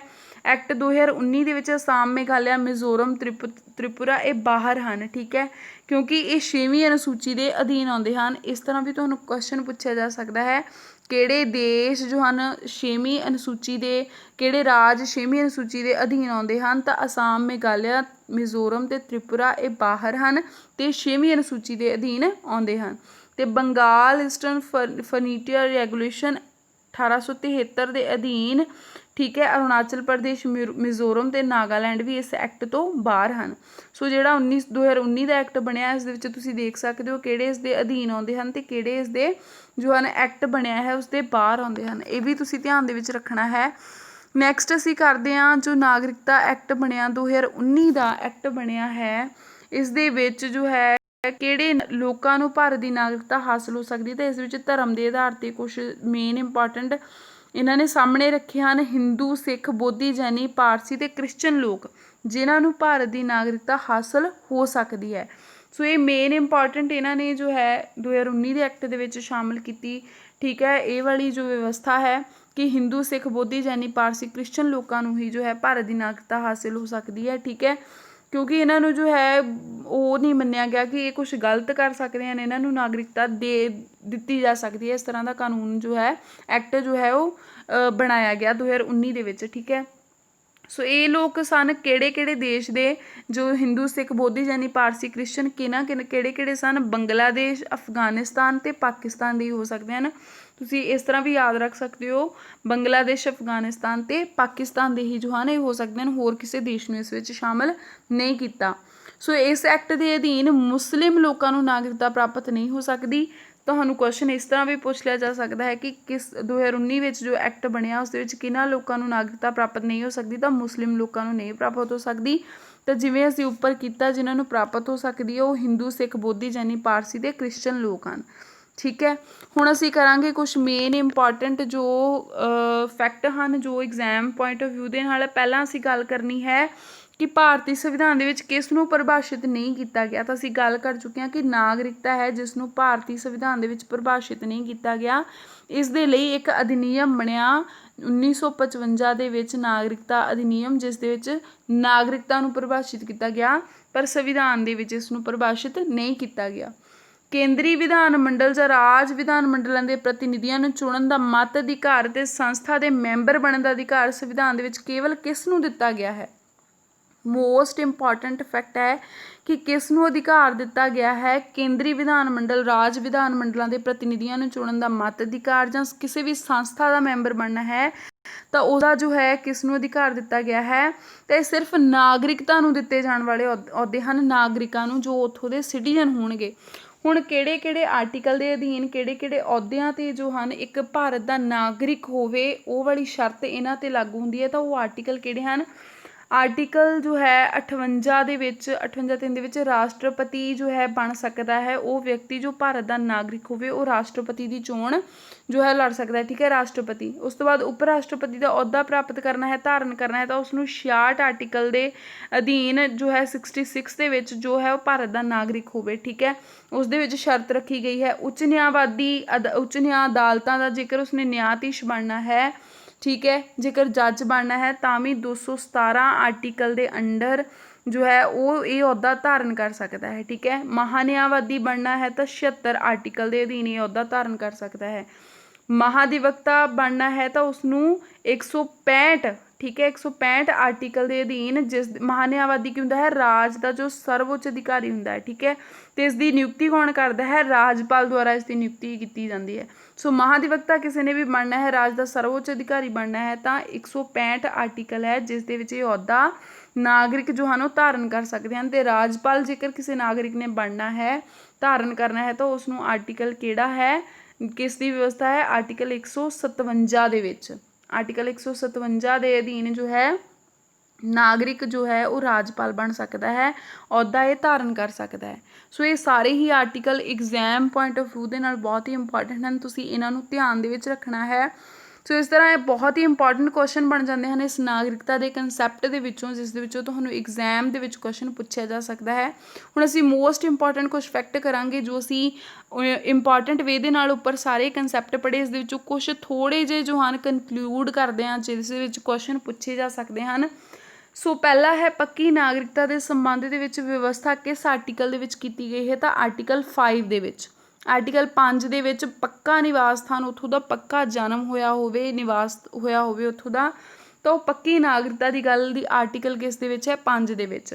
ਨੈਕਸਟ ਹੈ ਪਾਕਿਸਤਾਨ ਤੋਂ ਭਾਰਤ ਨੂੰ, ਜੋ ਪਾਕਿਸਤਾਨ ਟੂ ਇੰਡੀਆ ਦੀ ਆਪਾਂ ਗੱਲ ਕੀਤੀ ਸੀ, ਤਾਂ ਉਹ ਪਾਕਿਸਤਾਨ ਤੋਂ ਭਾਰਤ ਨੂੰ ਜਾਣ ਵਾਲੇ ਕੁਝ ਵਿਅਕਤੀਆਂ ਦੀ ਨਾਗਰਿਕਤਾ ਦੇ ਅਧਿਕਾਰ ਦੇ ਸੰਬੰਧ ਦੇ ਵਿੱਚ ਪ੍ਰਾਵਧਾਨ ਜਾਂ ਵਿਵਸਥਾ ਕਿਸ ਅਨੁਛੇਦ ਵਿੱਚ ਮਿਲਦੀ ਹੈ, ਤਾਂ ਆਰਟੀਕਲ 6 ਦੇ ਵਿੱਚ। ਤੇ ਇਸ ਤੋਂ ਬਾਅਦ ਹੀ ਆਰਟੀਕਲ 7 ਦੇ ਵਿੱਚ ਅਸੀਂ ਕੀਤਾ ਸੀ ਇੰਡੀਆ ਟੂ ਪਾਕਿਸਤਾਨ, ਠੀਕ ਹੈ। ਸੋ ਇਸ ਦੇ ਵਿੱਚ ਤੁਸੀਂ ਮੇਨ ਇੰਪੋਰਟੈਂਟ ਯਾਦ ਰੱਖਣਾ ਹੈ 6 ਦੇ ਵਿੱਚ ਜੋ ਪਾਕਿਸਤਾਨ ਟੂ ਇੰਡੀਆ, ਠੀਕ ਹੈ, ਪਾਕਿਸਤਾਨ ਤੋਂ ਭਾਰਤ ਨੂੰ ਆਉਣ ਵਾਲੇ ਜੋ ਮਾਈਗ੍ਰੇਟ ਹੋਏ, ਤੇ 7 ਦੇ ਵਿੱਚ ਜੋ ਇੰਡੀਆ ਟੂ ਪਾਕਿਸਤਾਨ, ਭਾਰਤ ਤੋਂ ਪਾਕਿਸਤਾਨ ਨੂੰ ਮਾਈਗ੍ਰੇਟ ਹੋਏ, ਠੀਕ ਹੈ। ਤੁਸੀਂ ਇਹਨਾਂ ਨੂੰ ਧਿਆਨ ਦੇ ਵਿੱਚ ਰੱਖਣਾ ਹੈ। ਨੈਕਸਟ ਇੰਪੋਰਟੈਂਟ ਕੁਐਸਚਨ ਹੈ ਜੋ ਮੇਨ ਇੰਪੋਰਟੈਂਟ ਫੈਕਟ ਹੈ, ਭਾਰਤ ਤੋਂ ਬਾਹਰ ਜਾਣ ਵਾਲੀ ਭਾਰਤੀ ਵਿਕਾਸ ਦੇ ਕੁਝ ਵਿਅਕਤੀਆਂ ਦੀ ਜੋ ਨਾਗਰਿਕਤਾ ਸੰਬੰਧੀ ਪ੍ਰਾਵਧਾਨ ਸਾਨੂੰ ਕਿਸ ਦੇ ਵਿੱਚ ਮਿਲਦੇ ਹਨ, ਤਾਂ ਇਹ ਆਰਟੀਕਲ 8 ਦੇ ਵਿੱਚ ਮਿਲਦੇ ਹਨ, ਠੀਕ ਹੈ। ਵਿਦੇਸ਼ੀ ਜੋ ਮੇਨ ਇੰਪੋਰਟੈਂਟ ਅਸੀਂ ਉੱਪਰ ਕਰ ਚੁੱਕੇ ਹਾਂ, ਉਸ ਦੇ ਨਾਲ ਰਿਲੇਟਡ ਆਰਟੀਕਲ ਹੈ 8, ਠੀਕ ਹੈ। ਤੇ ਉਸ ਤੋਂ ਬਾਅਦ ਇੰਪੋਰਟੈਂਟ ਫੈਕਟ ਹੈ ਨਾਗਰਿਕਤਾ ਦੇ ਗ੍ਰਹਿਣ ਤੇ ਸਮਾਪਤੀ ਅਤੇ ਨਾਗਰਿਕਤਾ ਸੰਬੰਧੀ ਬਾਕੀ ਸਾਰੇ ਵਿਸ਼ੇ ਤੇ ਕਾਨੂੰਨ ਬਣਾਉਣ ਦੀ ਸ਼ਕਤੀ ਕਿਸ ਕੋਲ ਹੈ। ਸੋ ਅਸੀਂ ਪਾਵਰ ਦੀ ਗੱਲ ਕੀਤੀ ਸੀ, ਨਾਗਰਿਕਤਾ ਸੰਬੰਧੀ ਮੇਨ ਪਾਵਰ, ਕੋਈ ਵੀ ਕਾਨੂੰਨ ਬਣਾਉਣਾ ਹੈ, ਕੋਈ ਵੀ ਵਿਧੀ ਬਣਾਉਣੀ ਹੈ ਤਾਂ ਪਾਵਰ ਕਿਸ ਦੇ ਕੋਲ ਹੈ, ਸੰਸਦ ਦੇ ਕੋਲ ਹੈ। ਆਰਟੀਕਲ ਵੀ ਹੈ ਇਸ ਦੇ ਵਿੱਚ 11 ਆਰਟੀਕਲ ਦੇ ਅਧੀਨ ਸੰਸਦ ਨੂੰ ਪੂਰੀ ਪਾਵਰ ਹੈ, ਪੂਰੀ ਸ਼ਕਤੀ ਹੈ, ਠੀਕ ਹੈ। ਨੈਕਸਟ ਇੰਪੋਰਟੈਂਟ ਹੈ ਕਿਸੇ ਵਿਅਕਤੀ ਦੇ ਪੰਜੀਕਰਨ ਦੇ ਮਾਧਿਅਮ ਨਾਲ ਨਾਗਰਿਕ ਰਹਿਣ ਲਈ ਸੰਵਿਧਾਨ ਲਾਗੂ ਹੋਣ ਦਾ ਸਮਾਂ ਕਿਹੜਾ ਜ਼ਰੂਰੀ ਹੈ, ਤੇ ਜਦੋਂ ਸੰਵਿਧਾਨ ਲਾਗੂ ਹੋਇਆ ਸੀ ਪੰਜੀਕਰਨ ਦੇ ਮਾਧਿਅਮ ਦੇ ਨਾਲ, ਦੇਸ਼ੀਕਰਨ ਦੇ ਮਾਧਿਅਮ ਦੇ ਨਾਲ ਜੋ ਨਾਗਰਿਕਤਾ ਲਈ ਜਾਣੀ ਸੀ ਉਸ ਦਾ ਸਮਾਂ ਸੀ ਘੱਟੋ ਘੱਟ 5 ਸਾਲ ਦਾ ਨਿਵਾਸ, ਪਰ ਹੁਣ ਇਹ ਸਮਾਂ 10 ਸਾਲ ਕਰ ਦਿੱਤਾ ਗਿਆ ਹੈ। ਤੁਸੀਂ ਦੇਖ ਸਕਦੇ ਹੋ ਦੇਸ਼ੀਕਰਨ ਦੁਆਰਾ ਨਾਗਰਿਕਤਾ ਦੇ ਸਾਰੇ ਜੋ ਇੰਪੋਰਟੈਂਟ ਵਿਵਸਥਾ ਹੈ, ਸਾਰੇ ਇਸ ਦੇ ਵਿੱਚ ਕੀ ਕੀਤਾ ਗਿਆ ਹੈ, 10 ਸਾਲਾਂ ਤੱਕ ਉਹ ਭਾਰਤ ਦਾ ਨਾਗਰਿਕ ਰਹਿ ਚੁੱਕਾ ਹੋਵੇ। ਪਹਿਲਾਂ 5 ਸਾਲ ਦਾ ਟਾਈਮ ਸੀ ਪਰ ਹੁਣ ਇਹ 10 ਸਾਲ ਕਰ ਦਿੱਤਾ ਗਿਆ ਹੈ, ਤੇ 1986 ਈਸਵੀ ਵਿੱਚ ਜੰਮੂ ਕਸ਼ਮੀਰ ਤੇ ਅਸਾਮ ਸਹਿਤ ਭਾਰਤ ਦੇ ਸਾਰੇ ਰਾਜਾਂ ਦੇ ਵਿੱਚ ਇਹ ਜੋ ਕਾਨੂੰਨ ਹੈ, ਇਹ ਜੋ ਅਧਿਨਿਯਮ ਹੈ, ਇਹ ਲਾਗੂ ਕੀਤਾ ਗਿਆ ਹੈ। ਸੋ ਇਸ ਨੂੰ ਵੀ ਤੁਸੀਂ ਧਿਆਨ ਦੇ ਵਿੱਚ ਰੱਖਣਾ ਹੈ। ਲਾਸਟ ਇੰਪੋਰਟੈਂਟ ਫੈਕਟ ਹੈ, ਵਿਧੀ ਦੁਆਰਾ ਹਰ ਵਿਅਕਤੀ ਦੇ ਪੈਦਾ ਹੋਣ ਤੇ ਪ੍ਰਾਪਤ ਕੀਤਾ ਜਾਣ ਵਾਲਾ ਜਨਮ ਸਥਾਨ ਅਖਵਾਉਂਦਾ ਹੈ ਉਸ ਦਾ ਮੂਲ ਨਿਵਾਸ ਸਥਾਨ। ਠੀਕ ਹੈ, ਵਿਧੀ ਦੁਆਰਾ ਜੋ ਮੇਨ ਇੰਪੋਰਟੈਂਟ ਹੈ ਕਿ ਵਿਧੀ ਦੁਆਰਾ ਹਰ ਵਿਅਕਤੀ ਦੇ ਪੈਦਾ ਹੋਣ ਤੇ ਜੋ ਜਿੱਥੇ ਵਿਅਕਤੀ ਪੈਦਾ ਹੁੰਦਾ ਹੈ ਉਹ ਜੋ ਜਨਮ ਸਥਾਨ ਹੈ ਉਹ ਅਖਵਾਉਂਦਾ ਹੈ ਉਸ ਦਾ ਮੂਲ ਨਿਵਾਸ ਸਥਾਨ। ਠੀਕ ਹੈ, ਸੋ ਇਹ ਸੀ ਨਾਗਰਿਕਤਾ ਸੰਬੰਧੀ ਬਹੁਤ ਹੀ important fact. So I hope ਤੁਹਾਨੂੰ ਸਾਰੇ ਹੀ ਇੰਪੋਰਟੈਂਟ ਫੈਕਟ ਇੱਕ ਦੋ ਵਾਰ ਵੀਡੀਓ ਦੇਖਣ ਤੇ ਸਾਰੇ ਆਰਟੀਕਲ, ਸਾਰੇ ਮੇਨ ਇੰਪੋਰਟੈਂਟ ਜੋ ਇਸ ਦੇ ਵਿੱਚ ਅਸੀਂ ਪ੍ਰਾਵਧਾਨ ਕੀਤੇ, ਵਿਵਸਥਾਵਾਂ ਕੀਤੀਆਂ, ਤੁਹਾਨੂੰ ਇੱਕ ਦੋ ਵਾਰ ਵੀਡੀਓ ਦੇਖਣ ਦੇ ਵਿੱਚ ਸਾਰੇ ਹੀ ਕਨਸੈਪਟ ਜੋ ਹੈ ਮੇਨ ਇੰਪੋਰਟੈਂਟ ਵੇ ਦੇ ਨਾਲ ਕਵਰ ਹੋ ਜਾਏਗਾ। ਸੋ ਫਰੈਂਡਸ, ਜੇਕਰ ਕੋਈ ਵੀ ਪ੍ਰੋਬਲਮ ਆਉਂਦੀ ਹੈ, ਕੋਈ ਵੀ ਕਨਸੈਪਟ, ਕੋਈ ਵੀ ਚੀਜ਼ ਇਸ ਦੇ ਵਿੱਚੋਂ ਸਮਝ ਨਹੀਂ ਆਉਂਦੀ ਤਾਂ ਤੁਸੀਂ ਕਮੈਂਟ ਬਾਕਸ ਵਿੱਚ ਦੱਸ ਸਕਦੇ ਹੋ। ਇਸ ਤੋਂ ਇਲਾਵਾ ਵੀਡੀਓ ਤੁਹਾਨੂੰ ਕਿਸ ਤਰ੍ਹਾਂ ਦੀ ਲੱਗੀ, ਕਾਫੀ ਹੈਲਪਫੁਲ ਮਟੀਰੀਅਲ ਤੁਹਾਡੇ ਲਈ ਇਸ ਵੀਡੀਓ ਦੇ ਵਿੱਚ ਤੁਹਾਨੂੰ ਹੋਰ ਵੀ ਕਾਫੀ ਪਲੇਲਿਸਟ ਵਿੱਚ ਜਾ ਕੇ ਤੁਹਾਨੂੰ ਦੇਖਣ ਨੂੰ ਮਿਲ ਜਾਏਗਾ। ਸੋ ਫਰੈਂਡਸ, ਜੇਕਰ ਤੁਹਾਨੂੰ ਵਧੀਆ ਲੱਗੀ ਵੀਡੀਓ ਤਾਂ ਤੁਸੀਂ ਕਮੈਂਟ ਬਾਕਸ ਵਿੱਚ ਜ਼ਰੂਰ ਦੱਸਣਾ ਹੈ, ਲਾਈਕ ਸ਼ੇਅਰ ਵੀਡੀਓ ਨੂੰ ਜ਼ਰੂਰ ਕਰਨਾ ਹੈ। So thank you for watching my video friends, thank you.